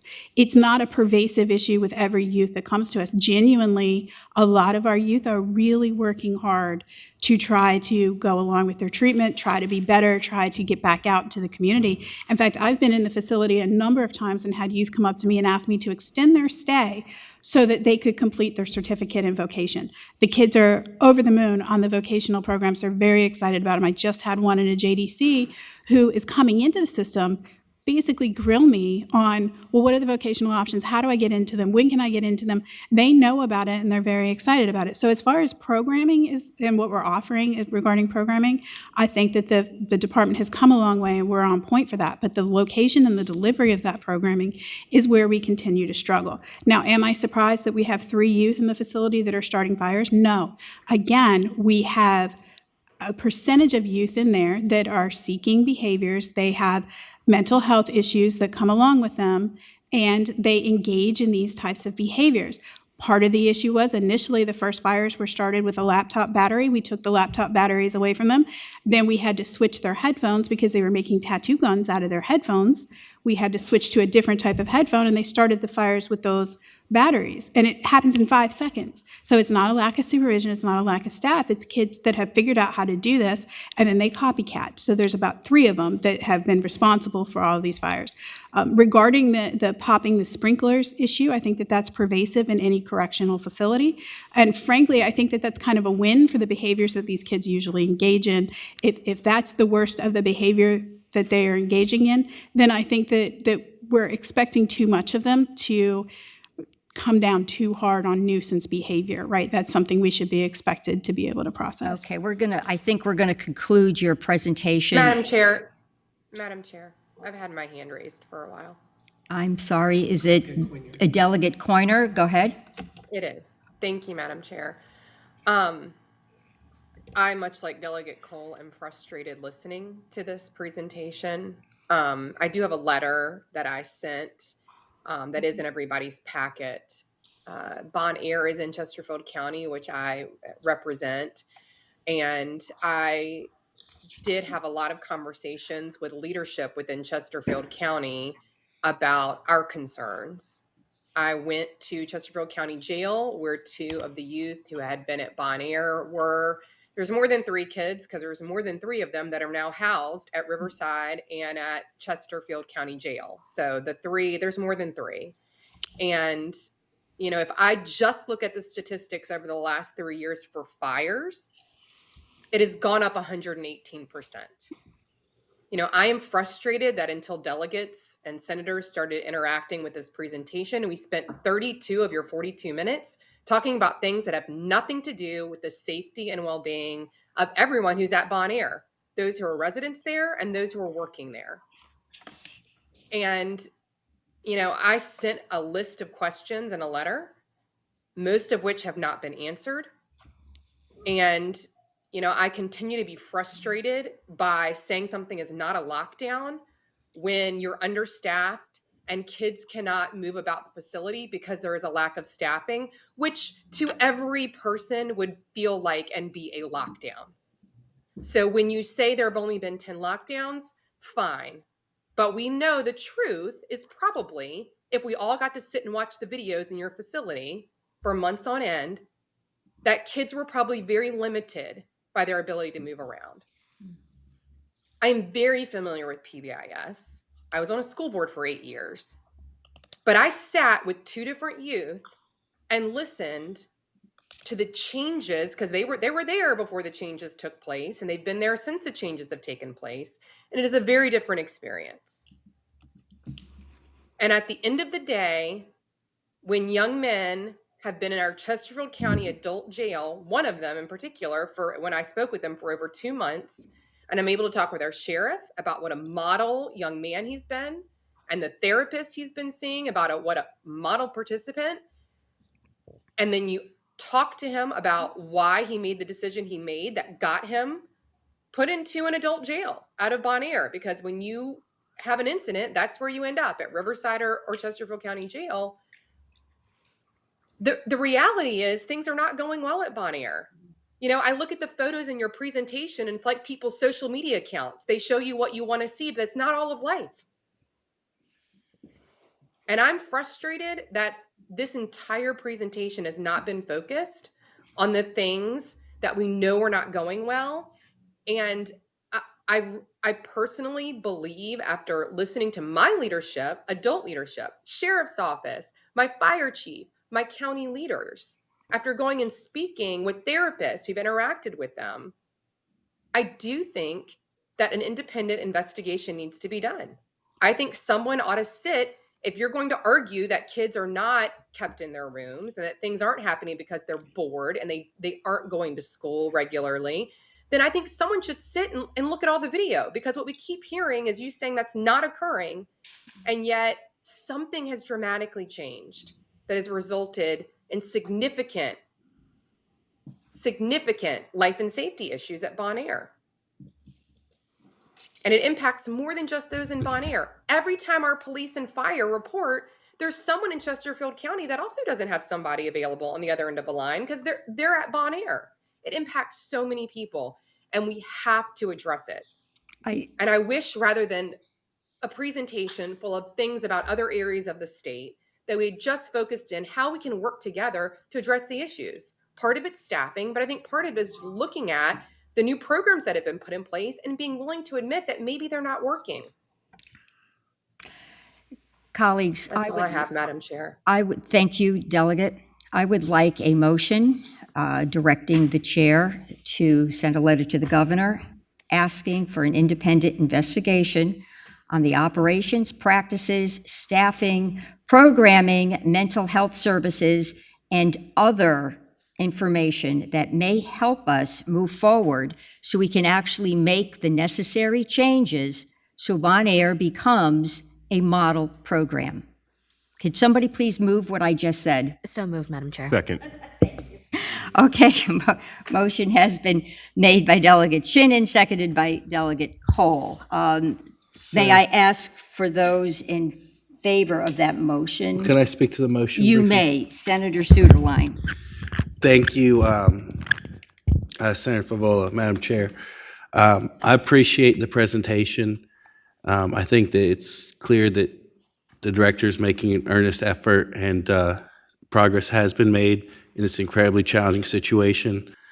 I also think that it's unfair to ask about something and and dismiss why we would want to hear about any of the positive things happening there. It's obvious that there's tons of information here that the director is trying to share with us. And I think that in some ways it's a disservice to say we have allegations from folks that are currently incarcerated. The reason they're currently incarcerated is because of terrible things that they did. And based on those allegations, we are going to establish that as charges against a place, and we will have you 30 minutes to defend the situation. So I think asking the governor to investigate further is fine. I think, though, that what we have here, I think that we should allow more time for the director to share things today. I don't think it was as good to move through as quickly. I also find it problematic that someone that's in the Chesterfield jail right now, that means that they did something so heinous that they were removed from Bon Air into an adult facility. And then those anonymous allegations, we give all the credence in the world. I think that, someone that's worked in a Senate office and heard from folks, I know that there are issues in any large institution like corrections, and we need to intervene sometimes to make things better. There are probably things that we definitely need to do. Again, I just think that some of the characterizations over the last few minutes have not been helpful to us getting there. So I support the motion asking the governor to look into this, but I don't think that the last hour has been the most helpful in trying to illuminate the situation and trying to address what we need to do better.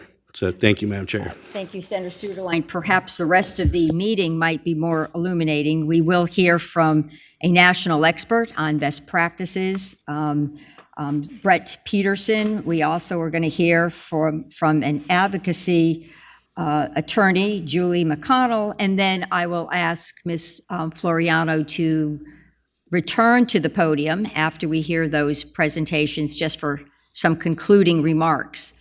So I apologize for any tone that may have been more emotional than calm, but we are very much trying to help you do the job that I think you want to do and help you really provide a quality rehabilitative program for the youth that are in your charge.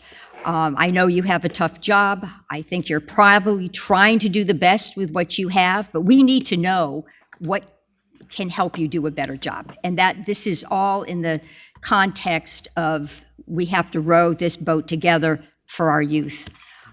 There's a concluding remark. Yes, Senator Marsden. Yeah, thank you.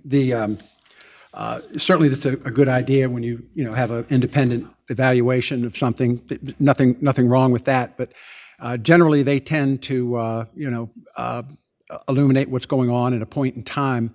And one of the things that I've been considering, I'm currently the co-chair of the Department of Corrections Ombudsman Advisory Board, which was a bill that I passed to create the Ombudsman Office. We now have 5 ombudsmen who are going to be conducting inspections of facilities completely without knowledge of the facility that they're coming. They'll also be investigating serious incidents as well as patterns of behavior among staff, among inmates, among administrations in our facilities, to have an ongoing way of looking and dealing with problems. And I think that this is something, Madam Chair, that I've been considering, is I'm waiting to see, we're just getting started with the Ombudsman program, and we now have all 5 people on board, and they're beginning investigations, starting with the situation at Red Onion. And I think it might be advisable to consider, at any rate, legislation that would bring the Department of Juvenile Justice under the Ombudsman, so that we can have that ongoing independent view of occurrences that are going on within the department. But the transition from the system that I started out with 55 years ago of truants and incorrigibles and minor offenders and what have you has changed over the years to the point where we're operating a junior adult correctional facility. These kids with blended sentences are in these facilities with adult, when they leave, they're likely to be serving considerable amounts of time in the adult system. So we've created this situation over the years. We need to monitor it in a way that I think we can be more comfortable with what's going on there, but we must recognize the fact that our juvenile justice system has changed so dramatically, and we need to change with it. Thank you, Madam Chair. Thank you, Senator Marsden. Okay, I have Commissioner Babichenko, Delegate Seabold, and then Delegate Shin in the queue. Go ahead. Thank you, Madam Chair. First, I want to thank Director Floriano for bringing, and I understand it's 130 slides, but I think it's absolutely critical that before we start making kind of judgments on what the problems are, we need the full picture of what the juvenile justice is set up to do, how it's set up. We can't just look at any of these issues that are coming about independently in a vacuum. It has to be in the entire system that we're looking at it. So just an allegation, we need to know why, what happened, what are the surrounding facts. We've heard a little bit about that, but I certainly would love to know more. I don't have any problem with an investigation, understanding that, who's going to do the independent investigation and how are they going to gain access to some of the information that may be private, and so I guess that's an issue for someone else to decide. I would additionally ask, though, and I cannot stress enough, the entire criminal justice system has been suffering a shortage in staffing. From just prosecutors are feeling it, and it's a national issue. It's not just Virginia. It's not just prosecutors, is what we've come to find out. It's law enforcement. It's probation officers. It's corrections specialists, I believe is the correct term for Bon Air. It's everywhere, and we need to have a full conversation about that, specifically with recruitment and retention, and how do we get good people to be in these roles. If we don't do that, then none of the rest of the conversation even matters. It's moot, because we have to have good people who want to be doing this job and who are talented and effective at doing this job to be in those positions. So I think Director Floriano said 90%. It's hard to see, it's hard to know what best practices would be with a staffing situation, because nobody has an optimal staffing situation, or at least 90% don't have an optimal staffing situation.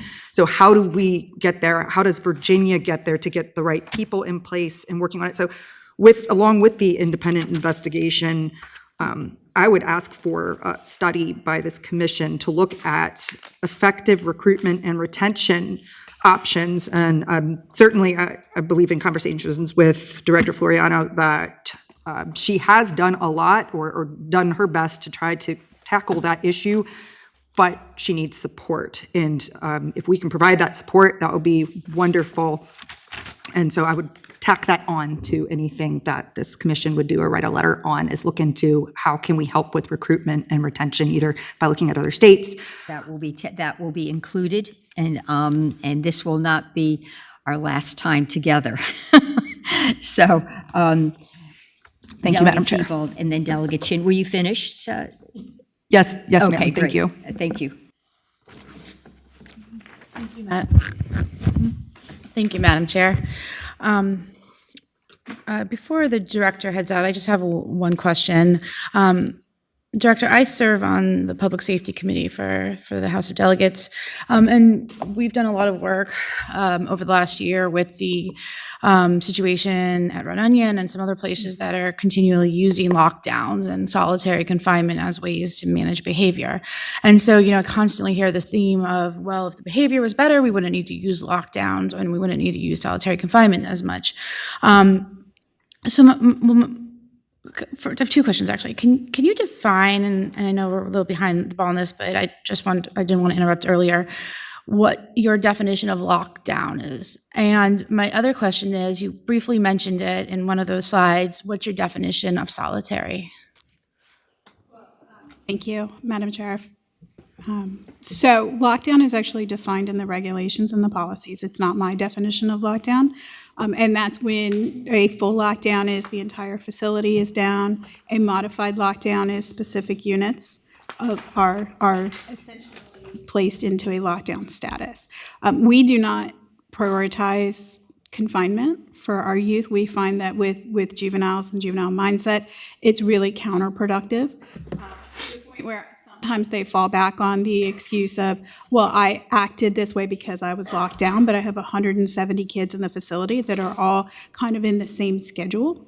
And so their responses are all very different. And so it's similar to, and we liken it, and I would love for everybody to come and do a tour of the facility and look at what we're talking about when we're talking about their rooms and their units and their lockdown. Our youth are allowed to paint their rooms. They're allowed to decorate it similar to how they would at home. So it's very similar to kind of that pause and giving them that moment as well. But we do not prioritize using lockdowns. They can have administrative holds due to behavior. But on the other hand, I do have to make sure that the remaining children in my facility are safe if someone is not capable of managing their own behavior at that time. And seeing the level of incidents that we have, and I did include a lot of the rates and the statistics of actual serious incidents in the facility. We've actually had a reduction of those, but the majority of ours is resident-on-resident assault. That's the majority of our, I think close to 70% of our incidents are the youth assaulting each other. And so that becomes problematic. But typically, because part of the safety of our staff also depends on their rapport with the youth, right? They want to make sure that they have that trusting relationship with them. We know that kids want to matter, and if we don't give them somebody to matter to, they will inherently find somebody else to matter. And that typically is a negative influence. So we really avoid the use of, and our regulations actually just redefined and actually put stricter parameters on the use of isolation. I think that was in 2022, I believe. And I know that there was media coverage on that. So that's something that we try to avoid as a behavioral modification. Again, our shift, and it does take time to do this shift, our shift is more towards a positive reinforcement as opposed to a punitive environment. We know that punitive environments do not work with juveniles unless that consequence is happening quickly and they think it's going to happen to them. Now let's think of the juvenile mindset, right? They don't think that anything's going to happen to them. That's just not part of their mindset. It's not going to happen to me. So really, when you talk about isolation as a punitive response, it's very much not effective for this population of youth. It's more so making sure that they're able to monitor their behavior. And I will tell you, BSU, our behavioral services unit, addresses them specifically when they are placed behind their door. There is a response, there is a de-escalation and a processing of whatever the triggering event was. Thank you, Director. Just a follow-up question, Madam Chair. Are you using solitary confinement, and how often are you using it? How many children a year are experiencing it, and how many days does it last for? So solitary confinement as a punishment is not something that we are using as punitive isolation. They are in their rooms occasionally due to behavioral issues, as I just said. I don't have that data, but I'm happy to look into it because everything is tracked individually in a kid's treatment record as opposed to a data. So Thank you. I'm happy to look into it and get back to you on it. Great. Thank you. Thank you, Madam Chair. Delegate Shin. Thank you, Madam Chair. Oh, no, this is not, maybe it's working. Okay. Madam Chair, I had a couple of questions also for the director, if that's Absolutely. okay. So we talked a little bit about Delegate Siebold's question in lockdowns and the definition of that, but you said that by code it says that you all are required to have at least one facility search once a quarter. It sounds like based on this number that I'm seeing on slide 74, it looks like there was at least 11 lockdowns in the last year since August 2023. That's what I was counting here. Maybe maybe it's 10. In any case, how long are those lockdowns happening for during one of these required mandated quarterly searches? The quarterly searches typically take 24 to 48 hours. 24 to 48 hours. Okay. And they're happening pretty frequently at a clip that is more frequent than just quarterly. Is there a reason for that? It depends. We did do a few facility searches when we had indications that parents were bringing narcotics into the facility during visitation. And those would, if you look at the dates, kind of correlate with some of the cancellation of visitation issues because parents, there was allegations or concerns that there were several parents bringing narcotics into the facility, giving them to their child, and the child was then turning around and trying to sell them in the facility. So you did do an increase, I think in 2024 due to those. Sure. Okay. Thank you, Madam Chair. And then additionally, I thought it was just worth mentioning because the senator mentioned it. The kid who went to the Chesterfield jail out of Bon Air. It sounded like from what I was hearing from what Delegate Coiner was saying was that it was like an act of desperation to get out of Bon Air, that they went to that extreme length to go to Chesterfield jail instead, knowing that was going to be a consequence or an outcome that they would rather be in. So that I just wanted to say that seemed to be the understanding that I was taken away from it, which is sort of a theme maybe for the kids that are at Bon Air. They are feeling so frustrated and desperate, and whether it's through a lockdown for a facility search or for some other reason, they're in their cells, they're in their rooms, and they're starting fires with these batteries, right? And like that is a cry. It sounds to me like a cry for help. And I think that if we were trying to zoom out a little bit, and Director, this is not a personal critique or a criticism, but it is, I think, a place where we can say we can be harder on systems, right? Because systems are what are accountable to us. And I think that if we are all on the same page that we want to reform the system, because we know that right now it's not working. In 2015 and 2016, you were saying you had, maybe it's 14 and 15, you're saying 1.7 ratio, and right now we're at a 1.3. That's reversed. Oh, reverse. Yes. We're at 1.7 now, and we were at 1.3. Mm-hmm. Got it. And even then, so I guess that makes it even harder for me to understand how, like when I'm looking at slide 67 between the admissions and releases number, how those have taken a different direction with higher ratio numbers, and you're also talking about higher recidivism rates right now. And so it seems to me like it is worthwhile for us to take a look at the system of what is and isn't working without it necessarily feeling like it's a personal critique or criticism of your leadership, Director. And that's certainly not what we're trying to do here. And so all that to say is I think this idea of asking, even at DJJ, the board is talking about an internal or a third-party external investigation, and I think that is worthwhile and merits.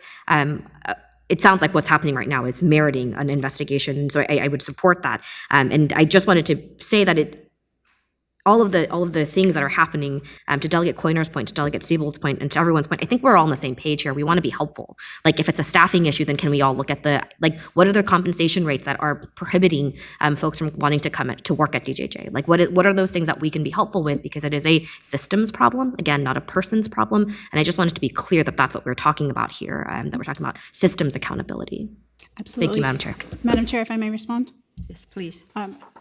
To a couple of points. First, the youth that are in the Chesterfield jail. I was not able, because I was not provided which youth were making the allegations, I was not able to track that down. I was able to pull some information based on some of the context of what was contained in there to identify at least one of the youth. None of the youth that are in Chesterfield City Jail right now or in Riverside were there for fires. None of them. They are all there for separate incidents.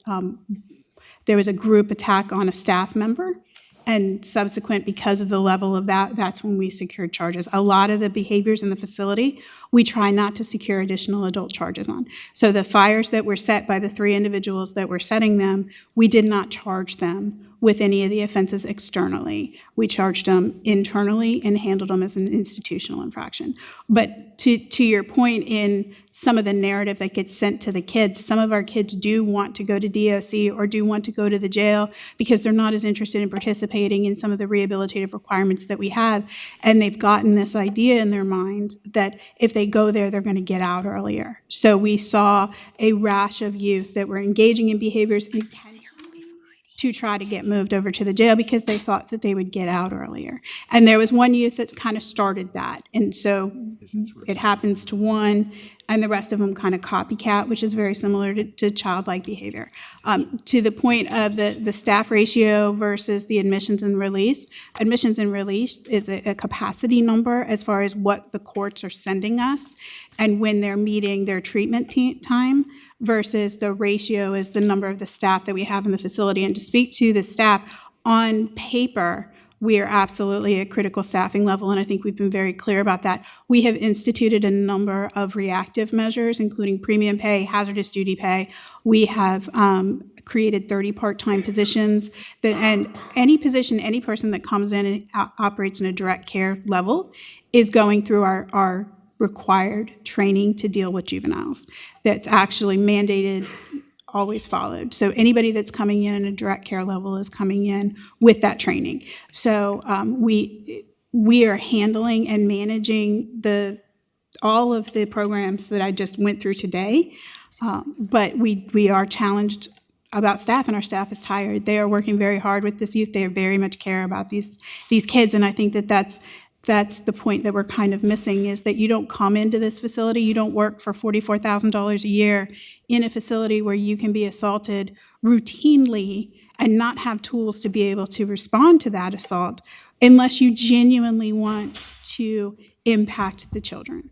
And so no one in the facility, and certainly no one in the agency, wants anything to happen negatively to these kids. And so absolutely happy to participate. And like I said, we've gotten external investigations before because we want to do it right. And sometimes you don't know what you don't know. And we have 1,300 employees. I have 500 people assigned to the facility. I can't know what their day is every day. I know that most of them live in Chesterfield. That's all I know at this point, right, on what their day is actually like. And so it's trying to make sure that we are addressing those needs and also solving some of the resource issues that we inherited. Okay, just before we take this vote, I think Delegate Coiner had one more comment, very brief comment. Thank you, Madam Chair. Just to address some of the things said about information, I did have a call with the superintendent, and then the Secretary of Public Safety followed up with me about that phone call. And I said I would be happy to meet. He wanted to get together to talk about my concerns. I did provide that myself and the sheriff in Chesterfield, who has been caring for the residents who have left Bon Air, and I gave our availability to meet, and I did not get a response. So to the point of talking with Just Youth and the information being willing to be shared, that meeting did not take place. So I think that's an important point to make. The second, in the request about looking at the staffing shortages, I think also looking at, as part of this study, the length of stay guidelines and changes that have been made.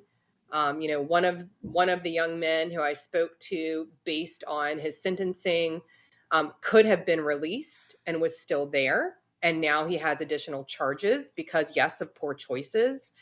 But I think in talking with the folks who've been interacting with him, again, corrections. I've talked with my sheriff. I've talked with the individuals who are caring for these residents now in their facilities, and very different behaviors than what got them there. So I think having a conversation about length of stay, and also speaking with those who are caring for some of the former residents of Bon Air now in other facilities, to get a feel from them as well, would be an important things to look at.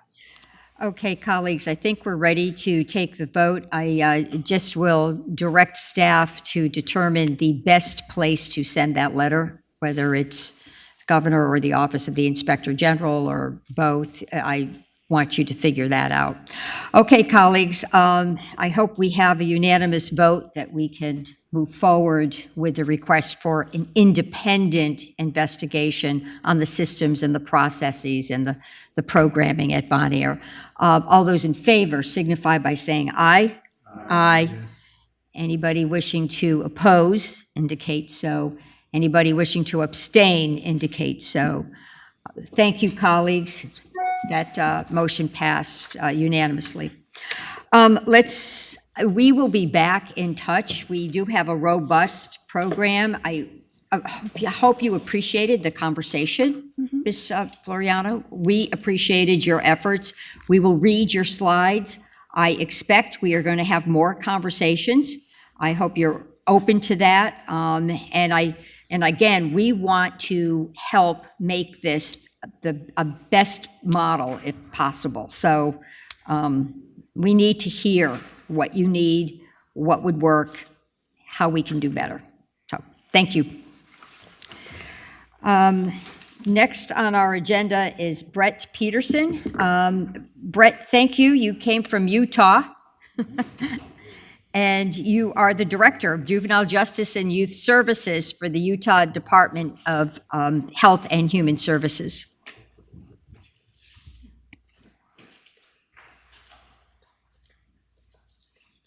Brett, your mic might be muted. Brett is joining us virtually, is that correct? All right, can you hear me now? Yes, we can hear you now. Colleagues, yes, we can hear you now. Go ahead. Okay. Thank you, Senator Favola. Thank you for allowing me to be here. I always appreciate these opportunities. It's especially nice when it's not my legislative body, a little less stress. I just feel that ease. As you mentioned, I am the director here in the state of Utah. I'm also, I also provide support and input nationally for jurisdictions, specifically in these policy and practice interfaces in these spaces. I'm the immediate past president for the Council of Juvenile Justice Administrators, and I really do appreciate the conversation. I've been tuned in this entire time, and I'm always grateful when we're willing to have a focus on juvenile justice, especially on the youth that are still inside these facilities, because I think they often are not an emphasis of our conversations in this space. We're often talking about prevention, which we need to, but this is an important part of the continuum. Senator, I would like to ask you, I do have a presentation. It does give an overview really of kind of Utah's system. I don't know how much of that point by point is really super helpful necessarily based on some of the dialogue today.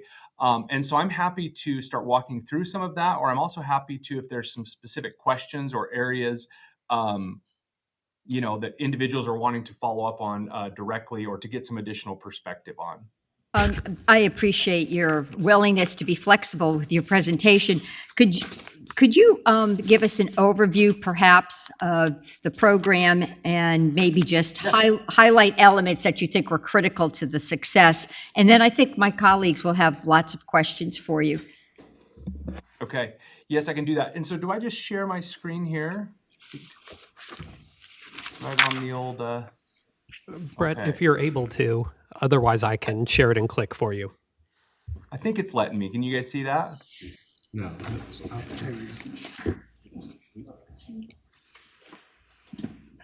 Yes, you can, or no?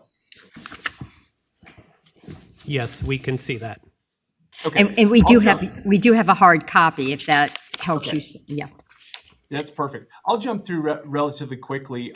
This is a similar slide deck. We had all of our federal partners coming out to Utah and just trying to understand what has led to some of the successes. At a very high level, I think it kind of takes four buckets. First of all, we start with that philosophy that I heard the director speak to, I heard some of you speak to, which is a philosophy grounded in what's best for kids, thinking about positive youth development. Then it takes, very dialed in policy, research-based policy. Our big lift was in 2016. I was actually working as general counsel at that time, and then came into the role of director to implement those policies. Then you jump into your practice. How do you continue to refine your practices, stay centered on the work, and leveraging all of your partnerships? So just real quickly, we covered a lot of the same things you guys covered in your reform efforts that you were talking about in 2015. And so I will let you guys go through the slide deck on some of those. Leave it to say that we have also shrunk our system dramatically. We have also, I guess you'd say, diluted the population in the sense that, concentrated the population in the sense that very intentionally, we don't serve low-risk youth in our deep end settings. And so you are going to have kind of a concentration of higher risk youth. And specifically youth with more significant charges. That doesn't always equate to meaning they're harder to manage. I want to make sure that's clear. It's not always a one-to-one. Just a kid that's in on murder does not mean that they are always the very hardest to manage on a day in and day out basis. That doesn't say there's not obviously a greater public interest in having that young person where they are. So again, a lot of these steps were very similar, and in a lot of it, we also changed our jurisdiction for youth under 12.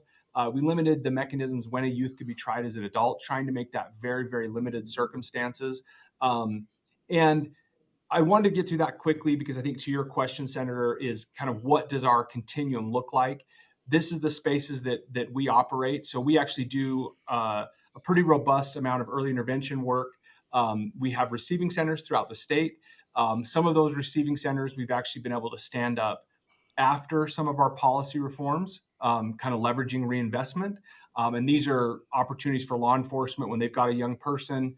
They want to avoid some of the harms of detention. They want to be able to divert them. And so we were able to fund and build spaces, even convert some spaces in some of our detention facilities throughout the state to create that capacity. So we do have receiving center capacity statewide. These also have a shelter component for like runaway youth, things like that. And then we do operate different from Virginia. We don't have county partners in the sense that we operate directly all of our pre-adjudication detention facilities. As you kind of walk through, you see the non-judicials and the probation, and that's really after reform, about 60% of all of our youth are diverted outright. And then as you walk down into the program, I mean, from that point on, after probation, we operate all of those long-term commitment facilities, community programs as well. I think that some of this is really a lot of the things that I prepared for this, they speak more to some of the policy outcomes. I'm happy to speak to, and maybe in another context or setting, more specific if we're looking at what do we need to do on a practice level. That can be a different conversation. We definitely can have that today as well.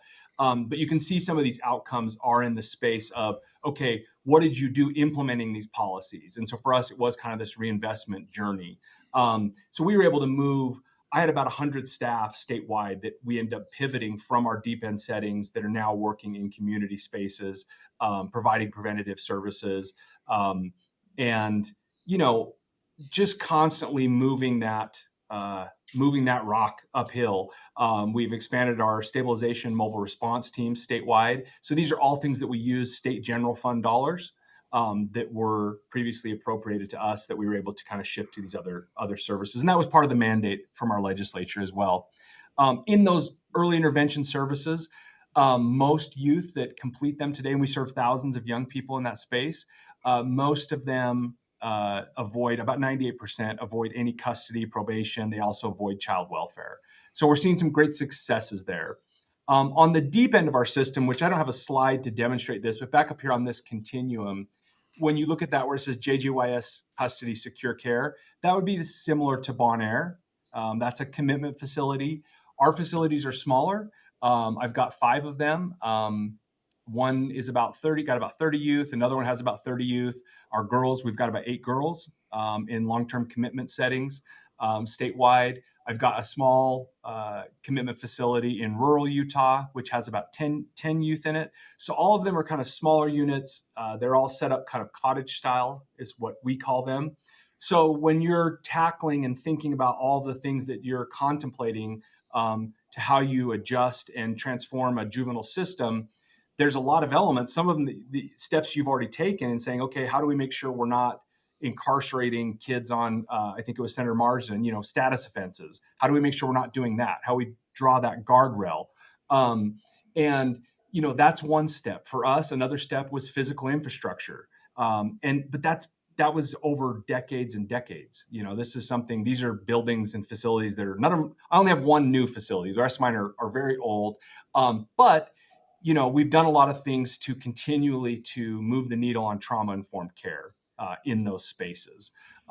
So again, having that right kind of physical infrastructure, having the right policy framework, and then we really doubled down, starting in about 2018, really doubled down on our treatment program in these commitment facilities. So looking at making sure every single youth that's in those spaces, they get the evidence-based amount of treatment. We use the jargony term of dosage. We've got an indicator. How much dosage are they getting? How much risk are we reducing? Those are the things we really, really look at. We also measure recidivism, of course, because I would never be able to walk away from one of my legislative committees if I didn't measure that. But more important to me is risk reduction, because that's more tangible. It's more right in front of me, and it's more what I'm seeing with the young person while they're with me. And so those are all efforts that we've had to take on. When I spoke to a member of the commission ahead of this, in some of the conversations, there was a question about what we had done. This is some of our youth services, or this is our early intervention stuff. I'm kind of skipping through some of this. Just shows the increase in that early intervention. But there were questions on what we had done with some of our facility spaces and how we had kind of rethought or reimagined, how we could leverage the resource pool we have. And so I'll just jump through a couple of those. And so this first one, this was a locked detention facility. We actually were able to close half of the building. We turned it into a receiving center. Again, that's kind of a non-locked 23-hour, situation for law enforcement to bring a youth who's not detainable. It's actually been up and running for a number of years. But hopefully that one image down the bottom left gives you a little bit of a picture of, it doesn't feel like a correctional setting at all in that space, but that was within an existing detention facility. This is our one newer facility up north, just north of Salt Lake City. Again, trying to focus on, I'm hopeful someday that my facilities, when someone walks in them, they feel like they're in, some type of more of a campus setting. I know they'll always be secure, and I know they'll always have a lock on the doors, and they need to have an element of institutional support in them. I also believe that we can do much better than what we've done historically in juvenile justice. We came out of a correctional footprint, and there's a reason for that. And there's things we can continue to evolve and innovate. That's just what some of those rooms look like in those spaces. Not all of them have a dog, but a lot of my facilities do have dogs. So if you like dogs, you'd love my facilities. If you don't like dogs, then, don't come visit. Just kidding. I'd love to have you visit. I actually had someone once ask me, they're like, hey, can you send me your policies on your dog program? And I was like, I don't have a dog program. I just got dogs. But they help the youth. And so it's something that we've always kind of been behind. Sorry, I didn't mean to go on a tangent about our furry friends, but this is one of our receiving centers also. This is just a small space in a rural community. Again, being able to kind of leverage existing resources. How can we rethink this? We don't have the same capacity needs. We're serving different populations. We're diverting all these kids. What can we do to make sure they're stabilized in the community? That's just an image I always liked. It was us taking out some of those slab beds and be able to convert them to a more usable and trauma-informed space. So I'm going to stop there. This is in there. I know you guys have hard copies, but our annual report you can jump into at any time, go through, any number of highlights that are really looking from a system level. They're looking from all the way from, school-based offenses and diversions, our detention, probation, all the way through kids coming into custody and care. But I want to pause there to see questions you all may have. I was listening to the conversation that was going on, and I'm happy to speak to a few of those things. Thank you, Mr. Peterson. I will ask my colleagues if they have some questions. I do, but I'm sure they do as well. Commissioner Babichik? Thank you, Madam Chair, and thank you for your presentation. I have several questions really to understand how to compare what you are doing in Utah to here. You're saying you have 5 locations that are smaller that are similar to DJJ, the long-term commitment situation? Correct. Okay. And one of them is like a multi-use. So, for example, about an hour south of Salt Lake City, that facility, it has both a detention unit, one secure detention unit, 16 bed, and then it has 2 or maybe 3 10-bed commitment units in it. And then in Salt Lake, I've got a 30-bed commitment facility.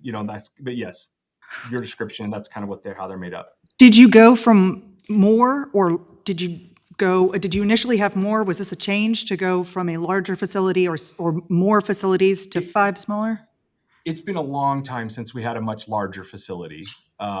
So we had a large, state industrial school, I think was the former model. That changed to, we were lucky. I mean, this was all the way back in the 80s. When they started moving away from that facility, the ones they set out and built, they either built them fairly small, or even if they were a little bit bigger, like maybe they were a 50 unit or a 64 unit, for example. I have a 64 bed facility. They still built them in small. Each unit was like a cottage that was no more than 16 bed.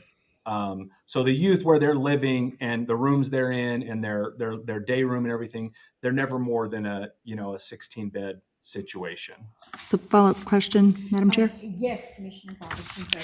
So you'd agree one facility is not terribly functional and it makes it difficult for intake and classification, and it doesn't really allow for best practices and for programming and therapeutic measures to be properly implemented. Would you agree with that?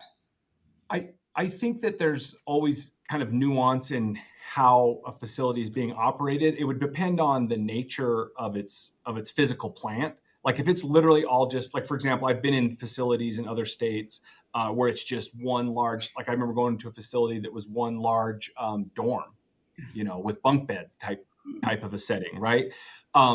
That's going to be a whole different set of challenges. I can think of another state, for example, actually Oregon is the one I think I've been to their main facility up there. They have a large, it's almost, I would say almost like a prison type campus, the size. However, within that, they've set up some, additional units. So it's still a big building, big space, but they've done it through these individualized units so they can stagger and flow. All right. One other question, Madam Chair? Yes, Commissioner Babachenko. How would you handle a situation where a violent, an 18-year-old with violent tendencies attacks a guard? What would you do in that scenario? Immediately or after action? Immediately. What is the next thing you do? You find out that one of your guards is being attacked either by one or several people. What's the action plan there? What does everybody else do? Does your facility, does everything just continue as normal? Do those individuals go into their cells? How do you react? Yeah, I mean, that young person, it depends on the situation. But if it was, as you described, they start assaulting a staff, that's what would trigger what we call a reactive intervention. We don't have, we don't use pepper spray in Utah or OC spray. And so that would be some type of a hands-on physical intervention. We would use some type of, our intervention continuum. I heard Ms. Floriano mention handle with care. Ours is similar, it's different, it's more of a homegrown. That youth, we would address the situation immediately, get separation, get safety established. If they needed to go to their room, they would. And we would be working as quickly as possible to bring them back out of the room. So if they can't commit to safety and it's not going to be safe, then that's a tool we may have to use. But it is going to be used for the shortest amount of time possible. And it's not always a given that they're going to have to go to their room. There's situations. I watched an incident this morning and, it was a kind of a running incident and a staff, the youth, while it was happening, he, swung and hit a staff. Things were separated, things calmed down. They were actually able to process it right then. So it didn't necessitate the use of room confinement. So hopefully that answers your question. I just wanted to know, sometimes you do have to use room confinement. Sorry, I couldn't hear you when you said it that time. Just confirming, sometimes you do have to use that tool of room confinement for safety purposes, correct? Correct. Thank you. No more questions. Thank you, Commissioner. I'm just curious, what is your staffing ratio? Yeah, I was as I was listening to the director, we actually do, I've never heard it as the 1.7. I don't know if that means 1 to 7. I just always say the 2. But we actually do 1 to 5 in our commitment settings. PREA, which is the Prison Rape Elimination Act, that's a 1 to 8 ratio, is kind of that national, I guess you'd say, standard. The best practices are tricky, as Senator Marsden alluded to. I do think that most jurisdictions, when I'm supporting another jurisdiction, the conversation is going to start like we need to at least be meeting that 1 to 8. That's during waking hours. But honestly, in supporting and working in these spaces, and just with some of the mental health challenges, and I think some of the behavioral challenges we see with some of the young people we serve, I do think that 1 to 5 or 1 to 6 is more often what I find myself recommending. So that was a lot of words to answer your question of we operate at 1 to 5. May I ask you one other question related to that? Is that an average or is that a consistent ratio even on the evenings and on the weekends? Evenings and weekends, yes. Sleeping times is not. Sleeping is 1 to 16. Evenings and weekends, if it were up to me, I would even go a little higher if I could afford it, because that's when, if, I always think it's important, and I always recommend to jurisdictions to make sure they have good data collection around their incidents. And most jurisdictions, when you start unpacking incidents of violence, use of force, room confinement, you'll see the evenings that's always when they're higher. Weekends are often higher. Sometimes, surprisingly, I always think, well, there's gonna be a lot of dead time on the weekend.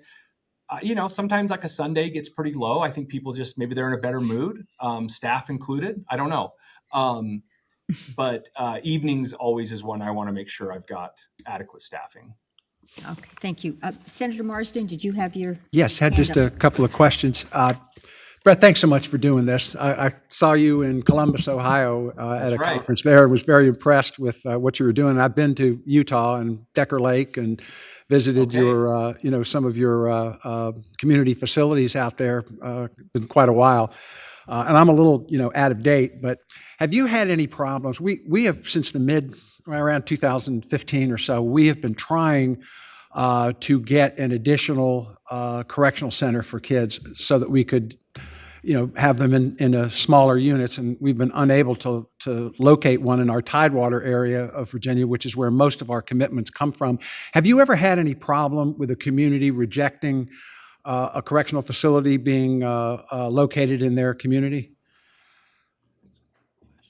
No, I have had the opposite. I did, because I have, you're constantly trying to right size. I mean, I'm of the philosophy that I want to do everything I can to serve a kid in their home schools and communities. And I recognize that there are circumstances where a young person is going to need to be incarcerated. So I'm trying to keep that as narrow as possible, right? And so as we're evolving and moving through that, I have downsized, and I took a detention unit offline.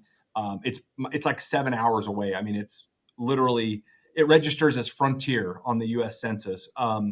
And that community was frustrated that we had taken that offline.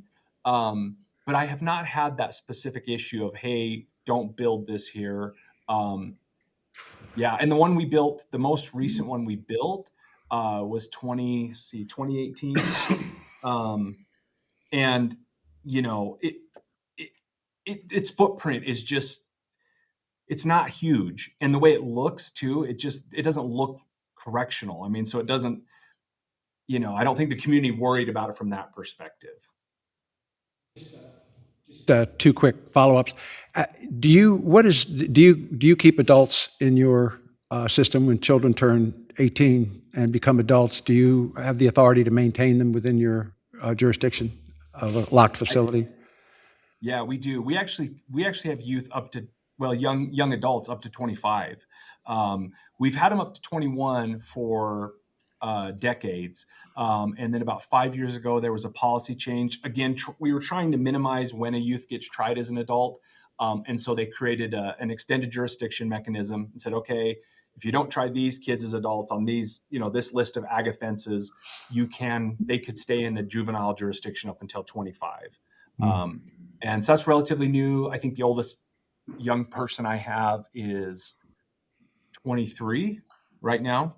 But we have had them up to 21 for quite some time. Yeah, well, that's very much in keeping with some of the brain research that's going on that says basically that you start becoming an adult at around 26 in terms of your brain development, and so that's very forward thinking. How many young people would you have in your locked facilities that are there for violent felonies? Almost all in my commitment facilities, they're going to be on some type of violent offense. The ratio, as Director Floriano was walking through her ratio, I think she said, actually, I can't remember I'm also a lawyer by trade. I'm also bad at math. 4 out of 3 of us are bad at math. And so I can't remember what the ratio was, but you know, I think of like my Salt Lake Valley detention facility as an example. It's only got about 30 youth, but about 20 are in there on, you know, murder. So it is a very high percentage as well that are murder, attempted murder, or some other type of aggravated offense. But we also have some property offenses that will end up there, but it's much less common. And lastly, Madam Chair, would, when you find that a resident is just untenable in your facility that just can't be controlled, do you have a mechanism for transferring them to the adult system?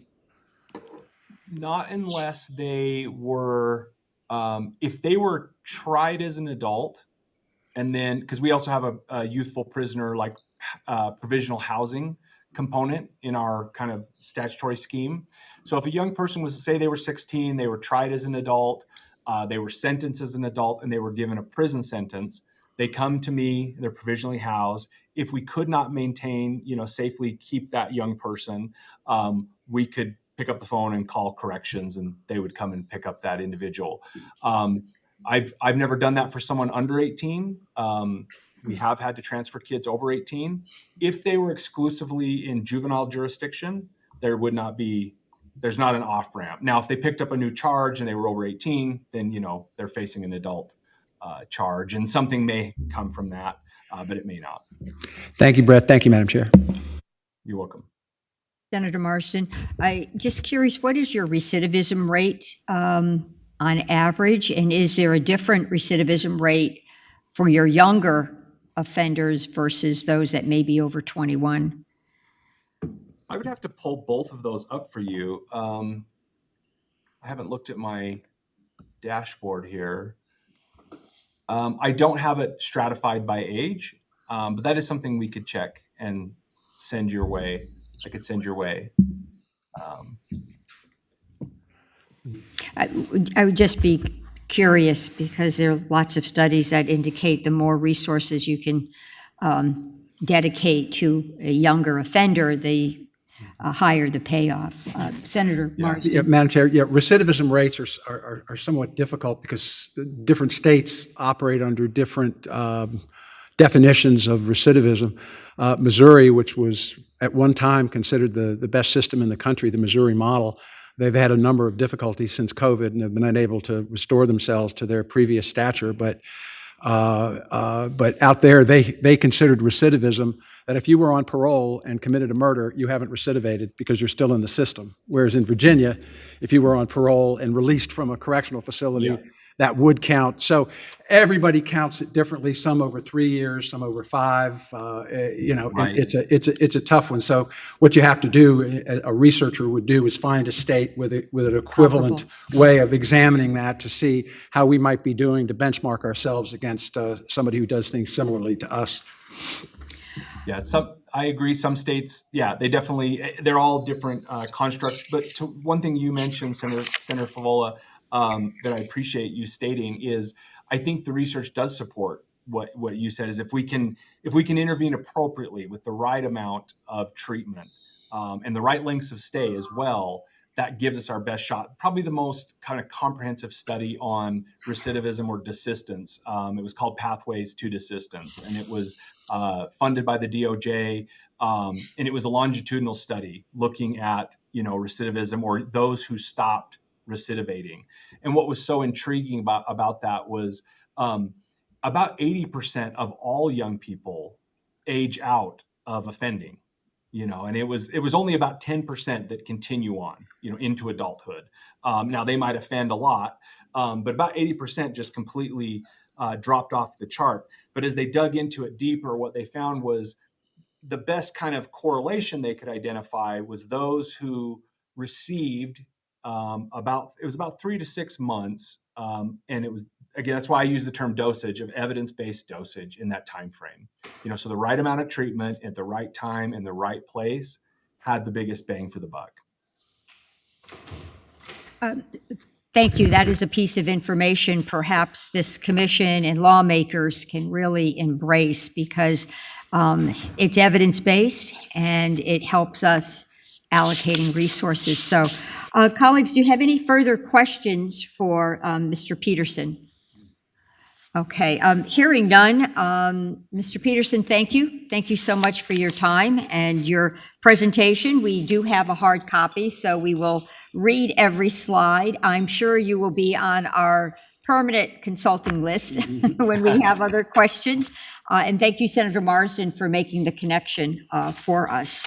So, Yeah, great to see you all. have a great day, and thank you for your service to Utah. Yeah, thanks you guys. Our last speaker, and surprisingly, we're somewhat on schedule. Our last speaker will give us a law and advocacy perspective. It's Julie McConnell. She's a professor of law at the University of Richmond School of Law. And I know we have worked together on pieces of legislation. So thank you, Ms. McConnell. Thank you so much, Senator Favola. It's nice to be here with all of you. So you heard that I am an attorney. I work at the University of Richmond. I run a clinic there. I've been doing that for 14 years, and we represent kids in serious offender cases, among many other types of cases. I also was a public defender for 6 years in the city of Richmond, and also a prosecutor for 6 years in the city of Richmond, where I handled a multitude of serious offender cases of all kinds. I can't even tell you how many serious offender cases I've done over the years. There's so many. But you've invited me here to share some insights on what an ideal youth justice system encompasses. One that not only holds kids accountable, but also instills pro-social values and supports their transition back into the community. I want to talk today about a number of things. We need to design a system that leverages youth resiliency through evidence-based, as you said, Senator Favola, interventions, that integrates comprehensive mental health and trauma-informed services, that harnesses restorative justice principles, that prioritizes education as a life-changing opportunity for young people, that provides effective reentry programming to help end delinquent involvement, and that recognizes the diminishing returns of prolonged incarceration. We talked earlier about length of stay. That's a very important point. But most importantly, our system must address the root causes of delinquency. That's where I think we miss the point a lot of times, trying to find out why these kids have gotten in trouble in the first place. So my first question is there an ideal youth justice system? Yes, I believe there can be, but we must be willing to invest heavily in outcomes that are positive for these kids. We know what works. You heard some of it today, but there are many other things that make a system successful. But we must invest heavily in the earliest stages possible in these kids to help change the track. That's the only way we can address the underlying causes of youth delinquency, while also prioritizing the best needs of our communities and our children. Our programs should be developmentally appropriate and restorative, and evidence-based practices should be utilized from the very beginning to reduce recidivism. Our pursuit of an ideal system must be continuous, data-driven, and collaborative. There were a lot of questions that couldn't be answered today because we don't have all the data, and that data really can help us to figure out what works. We must employ evidence-based responses like cognitive behavioral therapy, multi-systemic therapy, functional family therapy, mentoring and mental health programs, restorative justice, and vocational and educational training. Now, some of those elements are present in Virginia's system. Unfortunately, so many times our kids can't get into the programs because there are long waiting lists, there are problems with staffing, there's inconsistency. Maybe one person is running it this month and then we have a gap for 6 months and someone else comes to run it. That's obviously not what any of us want. But when we have those gaps, it's very hard to make these programs work. These interventions can reduce reoffending by tackling the risk factors like negative peer influences and family dysfunction that is present in almost all these children's lives, while fostering positive skills and behaviors. These programs are cost-effective. They have been researched, and they lead to lasting improvements. So I've heard you talk a lot about recidivism today. It's obviously a very important question here. If we want to reduce recidivism in our facilities and in our system as a whole, we must apply a multi-pronged evidence-based approach that addresses immediate and long-term needs of our children. We must begin planning reentry from the moment these kids get involved in the system. How do we help get them out of the system and back to their communities where they can be pro-social and succeed? We must have individualized case management. That was mentioned several times today, and I think it's hard for that to be done effectively when we have so many staffing challenges. And the kids really don't get the kind of individualized planning that they need from day one. And one of the things I see regularly when I do serious offender cases is the department has not made a plan to step the child down to independent living or some other community-based program that could make a difference. We know these programs are so crucial for a lot of these kids who have no one to go back to.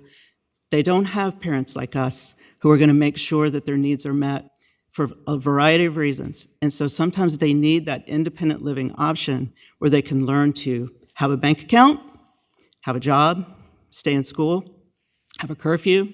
The rules there are actually quite strict. They're on a monitor for the first 60 days through the Department of Juvenile Justice and on parole.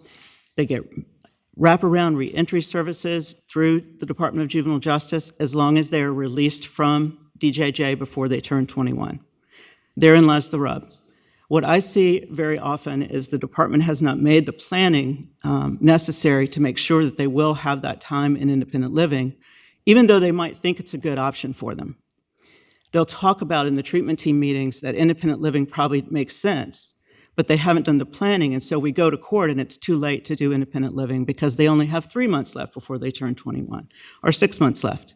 And so one of the important things for the department to really think about is from the day these kids start in the deep end of the system, how do we help them successfully get out of that deep end and back into the community?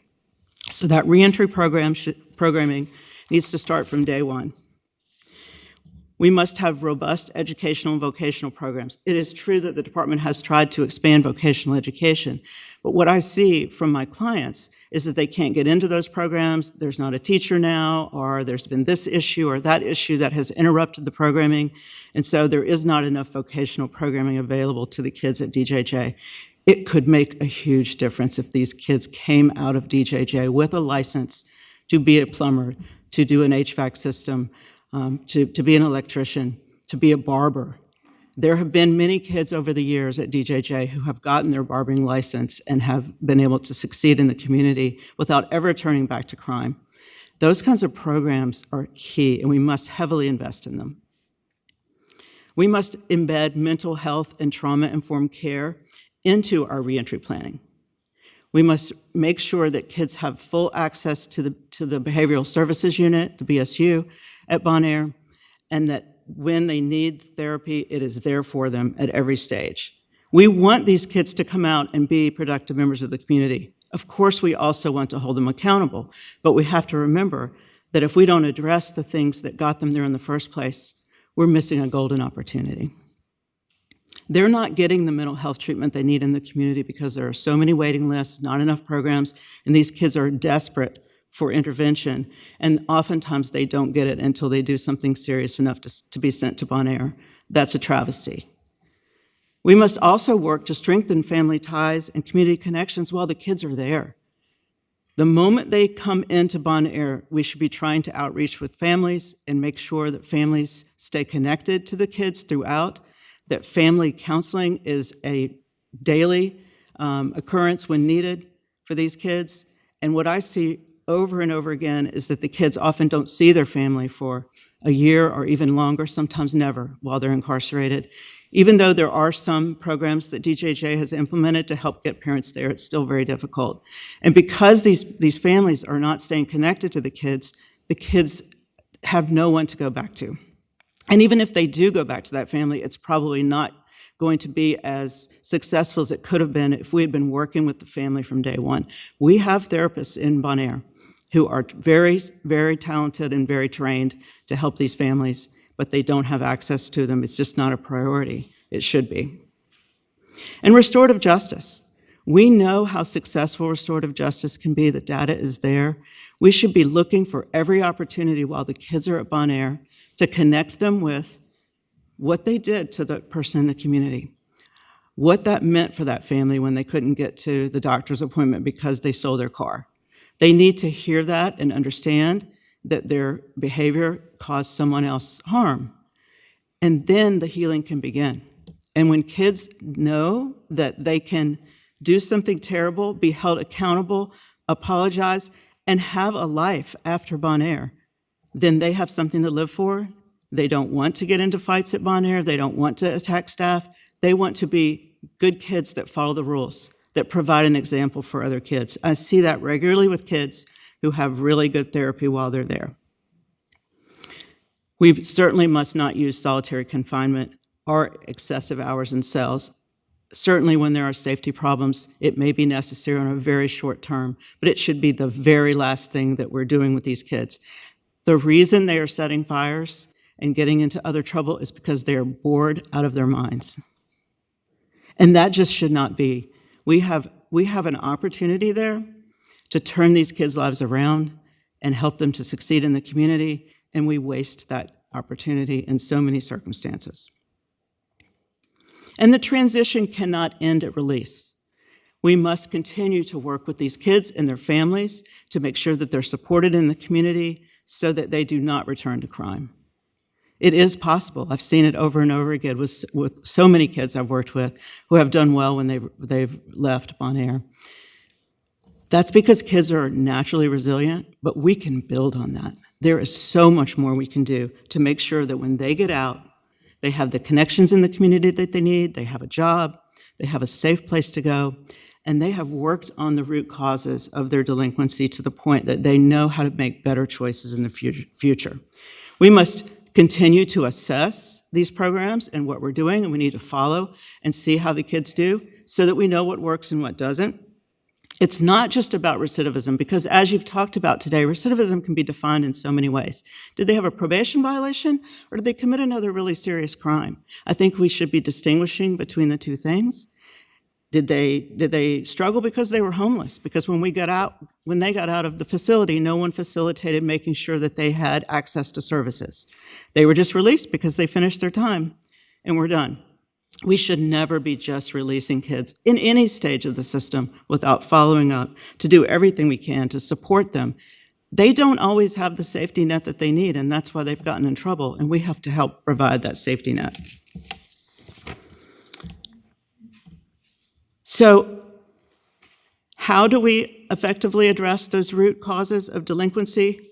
We have to understand that there are many factors. You know this: poverty, systemic racism, family dysfunction, systemic inequities of all kinds make it more likely that these kids are going to get involved in delinquent behavior. If we fully invested in intervention programs in the community, we could make such a difference in how many kids go to Bon Air. We are missing a lot of these kids.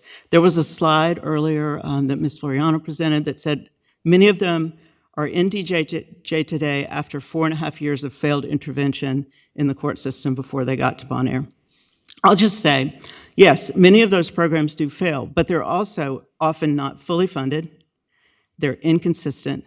They're constantly changing. I've been doing this for 26 years, and I don't think there's been a single year where the systems have stayed consistent throughout the year. So you go into court and you say to the judge, this is what we need, and we hope that we can find a program to do this. And last week it was called this, and now it's called something else. They lose their licenses. They don't have mental health professionals who are fully trained to work in these facilities. And so many of our interventions are woefully inadequate and set up for our kids to fail. We have to change that. We can't fix it all when they get to Bon Air. There's so many things that we need to be doing before they get there. Ultimately, kids should not have to be in the child welfare system or the court system to receive services. That's the bottom line. So many of these kids, their parents are coming to the court service unit when they're 11, 12, 13, begging for help. I see it every day. They come and they say, please help me. I can't figure out how to help my child make better choices. They won't stay home. They're running away. They're begging for help. And the message they are routinely given is there's really not a whole lot we can do until they get in some serious trouble. And that's when we start, paying a whole lot more attention. And we miss, again, those really valuable opportunities to invest in these kids early and often. Once again, every youth should have access to mental health professionals that are not just mental health professionals, but that are trained in trauma-informed care. The slide that Ms. Floriano shared earlier really did make the point that these kids have seen so much already before they get to Bon Air. They have a parent who's incarcerated. They've dealt with addiction. They've seen someone murdered in their community. They've lost so much already. That's what we need to be addressing so that they get the help that they've never been able to get before. When I was a prosecutor for 6 years and I worked with child victims, we would try so hard to keep our families engaged in therapy when a child had been victimized. And it is so hard for these families to keep going because the services may not be close enough for them, to walk, and they don't have transportation or all the challenges that come with that. When they're at Bon Air, they can get the mental health treatment that they've never been able to get before, and it makes a huge difference when they are able to fully engage in that and have the support that they need. When DJJ is fully staffed, which I hope will be soon, thanks to your efforts, we can really make a difference. So, we used to plan for reentry, and when we would do a serious offender review, the court would hear from the department that we believe this young man or this young woman is a good candidate for early release. Under a serious offender review, kids can be released early, even if they have DOC time, if the judge thinks it's appropriate. We used to hear recommendations from the department when that was an appropriate thing to do. And if it was appropriate, here's what it should look like. We think they should go to independent living, they should have these services. That doesn't happen anymore. The department is not allowed to make recommendations about whether someone should be released. And I cannot speak to their official policy, but that's what I see in court. And so the judges get really frustrated because the department, these staff who come, they're so committed to these kids. We are very fortunate to have a lot of the people that we have in Bon Air working there. They really do care about kids, and they will drive 3 hours to Danville if they have to for a hearing. And they want to tell the court how much change they've seen. These kids grow up while they're there. They do change. Many of them develop pro-social values and reject criminogenic thinking. They become leaders. They break up fights. I had a case recently of a young man who was assaulted by several kids, had to go to the hospital, had a head injury. He later, a week later, protected someone else who was being attacked. Even though he had been attacked before and he was scared, he stepped in and he tried to break up a fight and successfully did break up a fight and kept a staff member from being assaulted. These kids can be those kinds of people. They have it inside of them. We have to believe in them and hold them accountable. That's absolutely important. But also tell them, we believe in you and we know you can change. And those staff come and they tell the judges what they have seen. But then when judges ask them whether they think they should go to independent living, all they can say is, well, I'm not allowed to recommend that, but here's why I think independent living might be a good, next step in this case. So it really does weaken their position. And by statute, judges are supposed to consider what the staff from DJJ say about these kids, what they believe is most helpful in the situation. It's supposed to be part of the analysis, but they're not allowed to tell them. We do have extensive wraparound services available for kids if they stay under DJJ supervision when they're released. This is a result of your reinvestment. Your reinvestment when you closed those prisons a few years ago is why we have a continuum now. We have independent living. We have other programs that these kids can take advantage of, both before and after incarceration, thanks to your reinvestment. But we need to make them even stronger. And we need to actually set kids up to know that that is a path that they can work towards. It's a motivation. And if they're being told by someone, it is a good idea, you should go, and all of these things are happening, and then no one refers them for an evaluation, which is what I see repeatedly. There's no referral done for independent living. And I have to ask judges to order these evaluations so that the judge can see whether or not the person is a good person to go to independent living. This should be automatic. There should be a referral done whenever they believe that kids are appropriate candidates for independent living, and that should be available to the court for the hearing. Lawyers should not have to beg courts to make these evaluations when it's really the job of the Court Service Unit and DJJ. So I'd encourage you to look at that in your study. I think it's a really important key piece here. The other thing we know is that longer incarceration does not make people less criminogenic. In fact, it goes the other way. So we really do need to think about length of stay and what we're doing with the kids while they're there, and that's in detention as well as Bon Air and the CPPs. We should be always looking for the least restrictive alternative. The shorter period of time is the best if we can get all of the things done that we need to do with that child while they're there.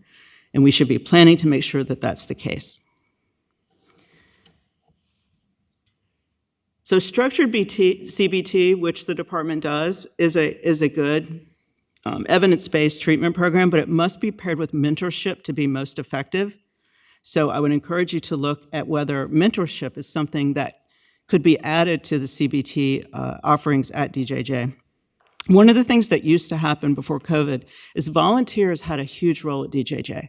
There were so many volunteers coming in and trying to help these kids, gospel choirs and creative writing programs, all kinds of things, including from my own university.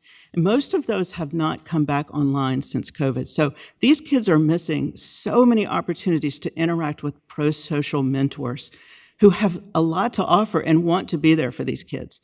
We need to change that, and we need to get those folks back into the facilities. I think it would make a big difference in terms of the boredom that is leading to some of this behavior, like the fire setting. And we need to get families there. They need to be coming regularly and interacting with their kids and seeing the growth and working on their own growth while they're there. And I know I've talked a lot about Bon Air and the deepening of the system, but I hope you'll also consider diversion as a key part of any effective juvenile legal system. We need to make sure that we're diverting the vast majority of kids out of the system. Our speaker from Utah, actually, that was one of the things he said, is they have a very high diversion rate. I think he said 60% of cases are diverted. Diversion is our most successful response. Our lowest recidivism rate is out of diversion. But what I see as a practitioner is that there are so many cases that should be diverted that aren't diverted for nonsensical reasons. Mom didn't respond to the letter offering diversion. Well, that's because she moved and she didn't get it. But sorry, it's too bad, you have to go to court now. Or the child missed one of the appointments. Or maybe the victim did not want the diversion to go forward. School fight, two kids fight, it's mutual combat. One kid gets assumed to be the aggressor, maybe right, maybe wrong, by the police officer, and the other is the victim. The victim's parent, the custodian, can say no diversion. It's an absolute veto. I hope you will look at changing that, because so many kids that we could keep completely out of the court system, never need to be there, are not given that opportunity because of that veto. And we also miss the opportunity to do victim-offender dialogue at that stage as well, which could make a huge difference. I know it's late. I'm not going to go through everything else I have to say. I'm going to skip some things, but I do want to emphasize that when these facilities aren't fully staffed, kids really, really suffer. And it affects recidivism, it affects the outcomes, and that's why it matters. And we should be paying these folks who work there better than $44,000 a year, and probably some of them make even less than that. So in conclusion, any effective youth justice system is multifaceted.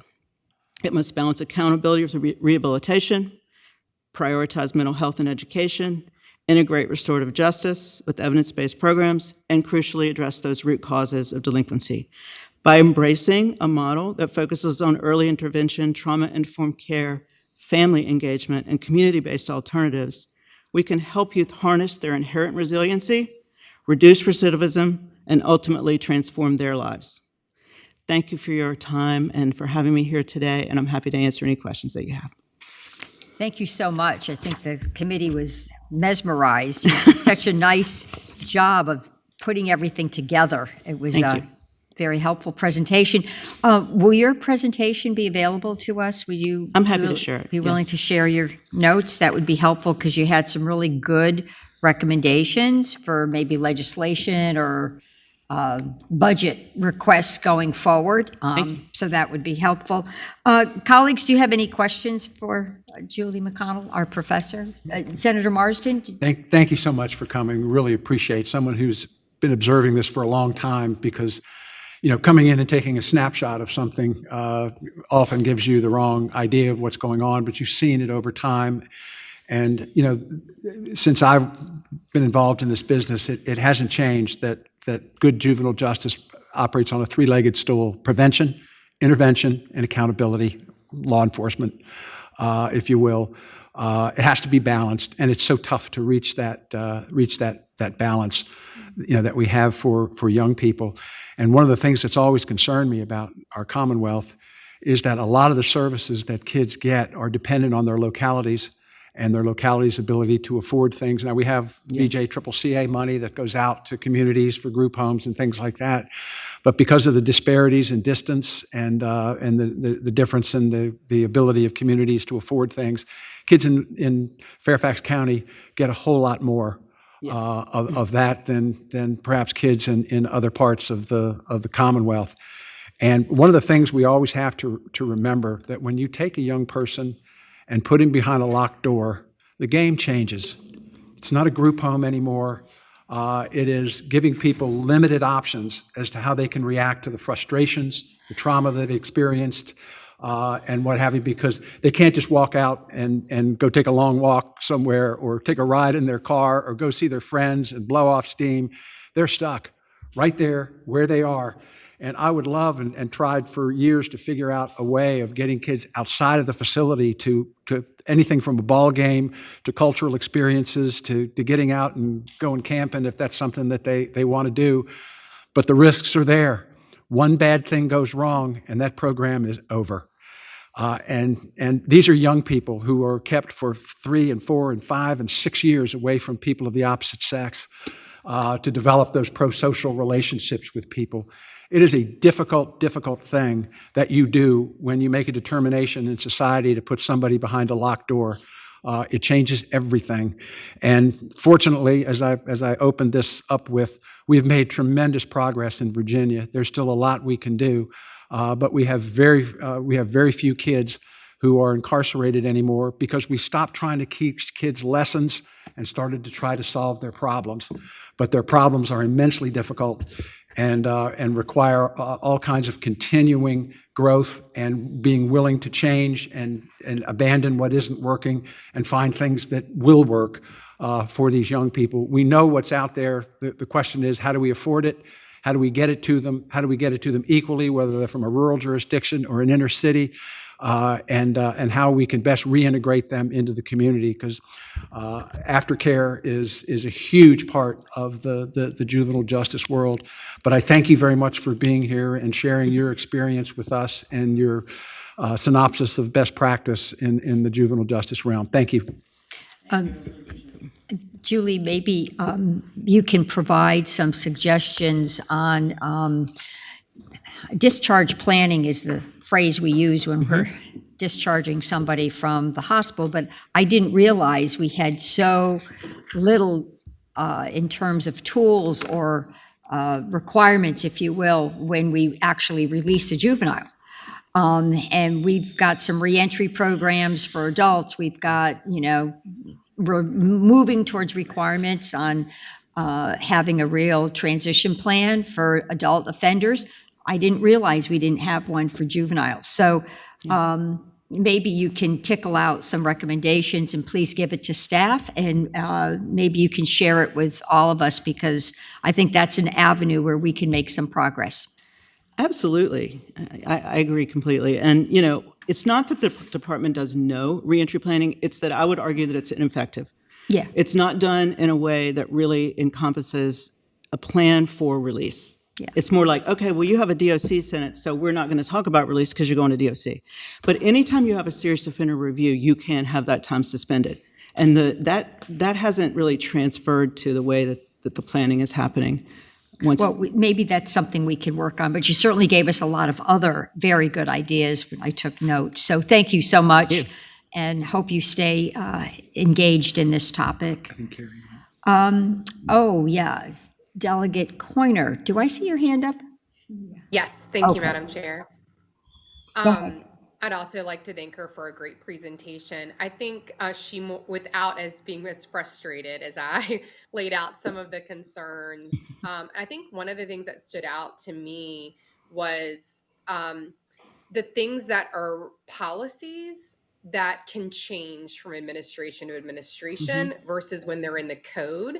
And you have to come back before the legislature to change things. And I think that's worth maybe laying out some of the elements of changes that have happened that perhaps should not be left without us as the legislature looking at it. You know, you look at some of the decisions around length of stay and being able to give an opinion at a hearing as to whether or not a judge should consider you to have your sentence shortened or not.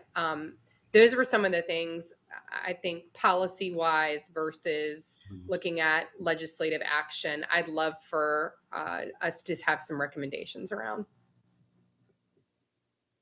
Thank you. Thank you, Ms. McConnell. I did say that, oh, yes, Commissioner Babachenko. Thank you, Madam Chair. I do appreciate all of your recommendations as well. I would ask Madam Chair perhaps to convene a work group with Ms. McConnell, being involved in other stakeholders, correctional specialists, prosecutors, to develop some of these recommendations. I think that would be very welcome, and having a full look at what these, what's going on, what the issues are, and some good actions moving forward. I think that's a great recommendation, and I will get back to you. I don't know if the Commission on Youth has the bandwidth right now, but if we have a small work group, we may be able to come up with recommendations for the 2026 General Assembly session. So I like the recommendation. May I get back to you on that? Okay, thank you. And Commissioner, we can also have an informal group. I would welcome that, Madam Chair. Okay, all right, very good. Ms. Floriano, did you have any closing remarks?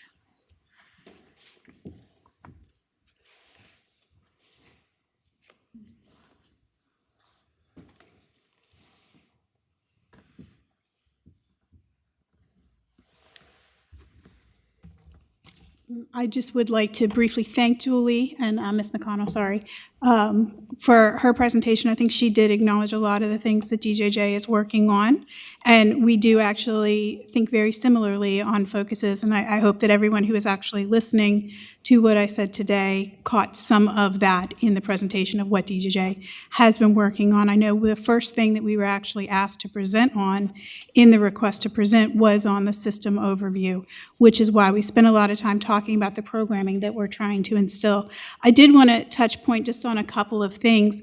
First of all, on independent living, one of the first things that I did was expand the amount of time that a youth can stay in independent living. When I came in 2022, it was 4 to 6 months. We all know that that's not enough time for a youth to get themselves back on their feet. We expanded it to starting at a minimum of 9 months up to 15 months for our independent living options. We do run into struggles with independent living screenings because the youth have to want to do it too. And some of them just want to go home. And so they don't really engage in that. But that's certainly something where our 90-day pre-entry meeting, there should be an automatic screening for independent living. And that's something that I can very easily fix now that I realize that that's an issue that's clogging up the courts. And that's part of the problem, right? Some of the systems set up here and how it plays out on the street, and making sure we have open communication to address those issues. With the reentry planning, and we actually are in the process of setting up a family engagement unit that will be run by my director of reentry, Ms. Kesia Brother-Hayes, and we are looking for licensed family counselors across the state to engage with the family from the point of commitment. If you look at the slides that I did provide, and I know there's a lot of them, but there's a lot of activity that's been happening in this space over the past 3 years.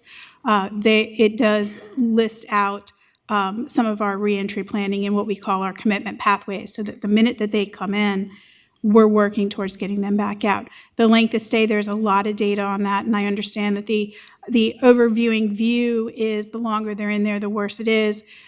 I can completely understand and agree with that. I would say that some of the data does not necessarily support that. There are data slides contained in the package that I sent you, which demonstrates that the longer the youth is in, the more benefit that they get from their commitment if the programming is appropriate.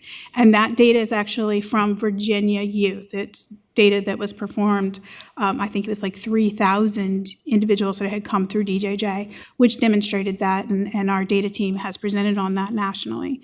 However, there was, in looking at the length of stay, one of the things that I think is somewhat overlooked, other than the system impacts that happened in the 2015 length of stay, is that we do have a built-in early release process to try to target that dosage, right? You can't go too far this way, you can't go too far that way. You have to be in the middle, and you have to have the flexibility to address the individual kid's need. Otherwise, the system falls apart one way or the other. If you go too far this way, then prosecutors like me, and I'm sure like Ms. McConnell had to do at times, had to make choices to try a kid as an adult that should not have been tried that way. But there are 5 certification offenses at their first time up. They're not eligible for a serious offender commitment. So if the recommended time period with these kids with these issues is 8 months to address the underlying issues, you get to a point where it's just not something that's feasible or likely to be helpful to the youth prior to them getting back out, and that's the point in rehabilitation. So certainly length of stay is something that I think will continue to go back and forth depending on changes in the system, and it should well be, but there needs to be the flexibility to really address the treatment need. And like I said, our adjustments and where we are, we're at 90% treatment completion prior to release, which is what JLARC told us to do. And there's certainly a lot of data that was considered in setting the timeframes and treatment completion and where we were with that. Mentoring, we do have an RFP out for mentoring programs. That's a huge focus for us because, again, youth want to matter. If they don't find if we don't give them somebody to matter to, they're going to find somebody to matter to. And so mentoring is a huge issue that we have to that extent. And I think that sometimes there's a little bit of a lag between making the changes and then being more publicly known. So, We appreciate the fact that you stayed for the entire meeting. You gave us a wealth of information. We do applaud the progress you have made to date. You have made progress. Again, we've acknowledged that there are problems. I think you have too. And we need to work together to make sure that we correct these problems and these deficiencies so we are operating the best possible rehabilitative program in the country. That's my goal, in the country. Thank you so much for your time. Colleagues, do you have any concluding questions? If not, this actually completes our agenda for the day. Thank you for those of you who were able to spend so much time with us today. I hope you found the meeting helpful. I will entertain a motion to adjourn. So moved. Second. All right. All those in favor signify by saying aye. Aye. The chair heard a unanimous aye, so the committee. The Senate of Virginia, Richmond, Virginia.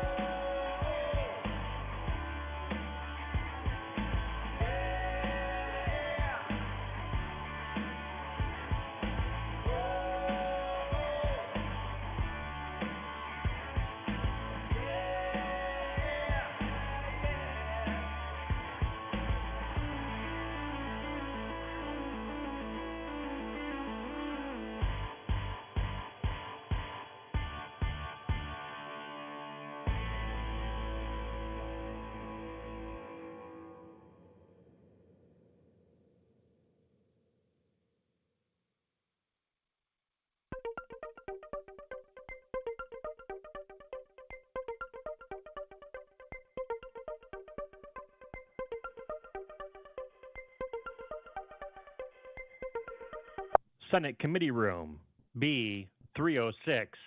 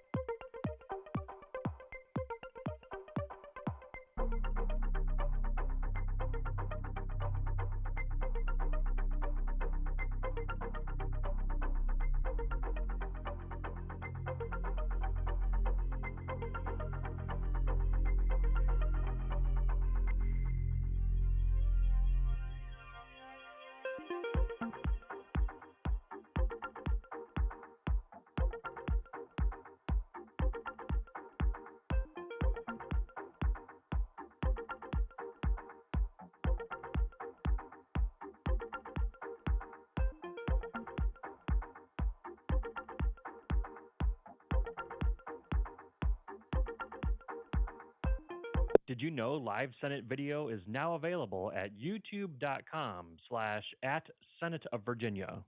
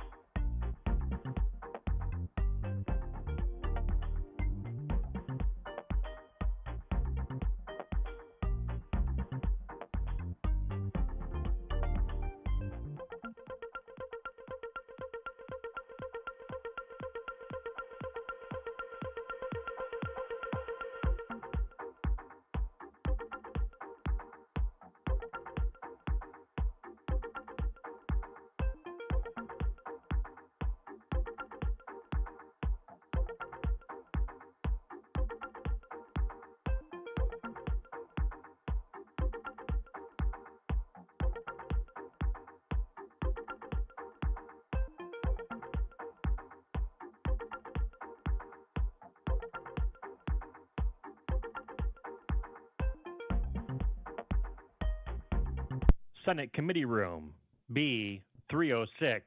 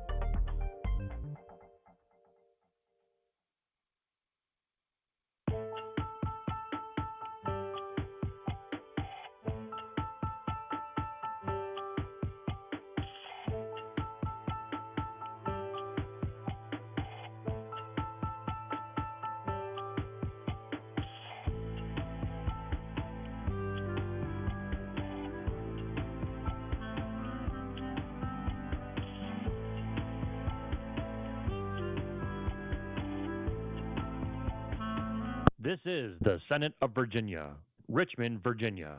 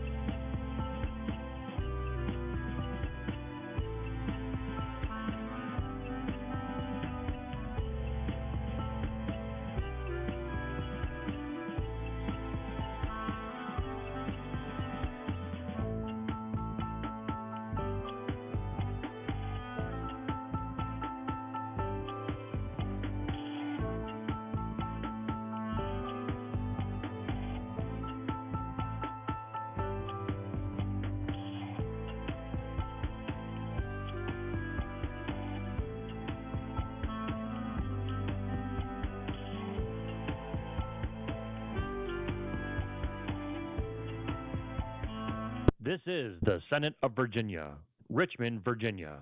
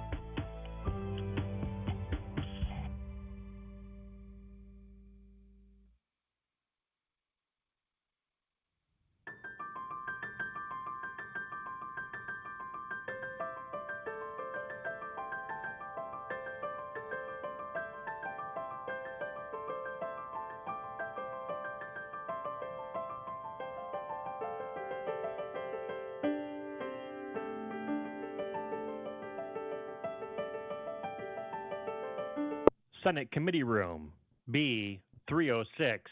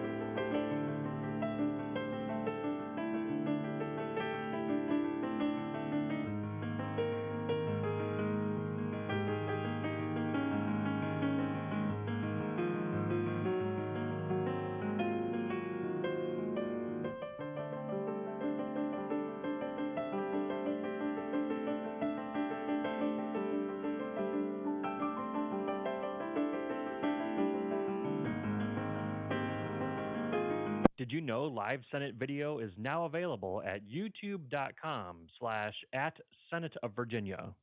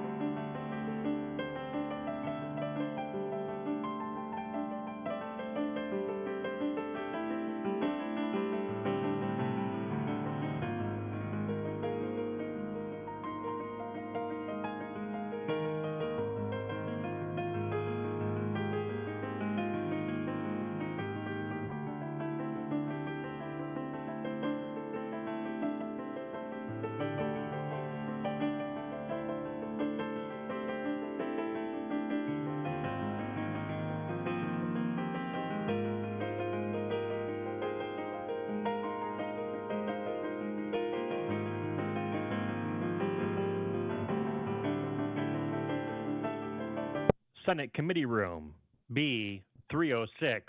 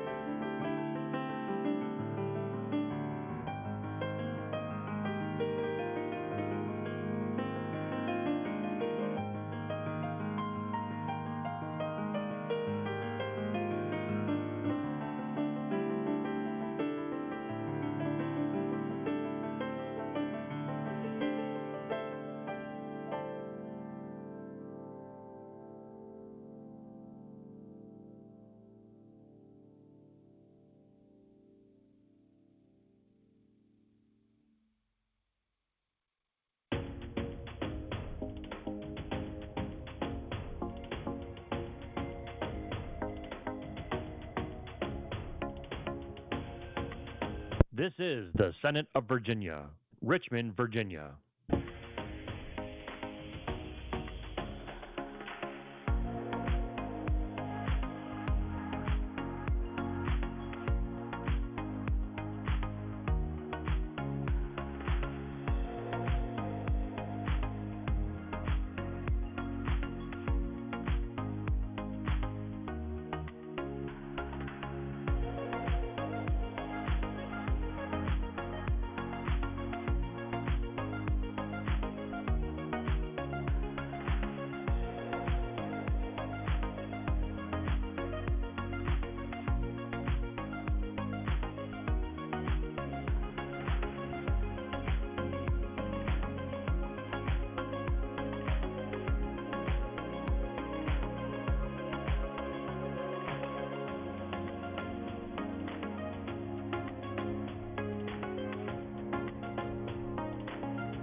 This is the Senate of Virginia, Richmond, Virginia.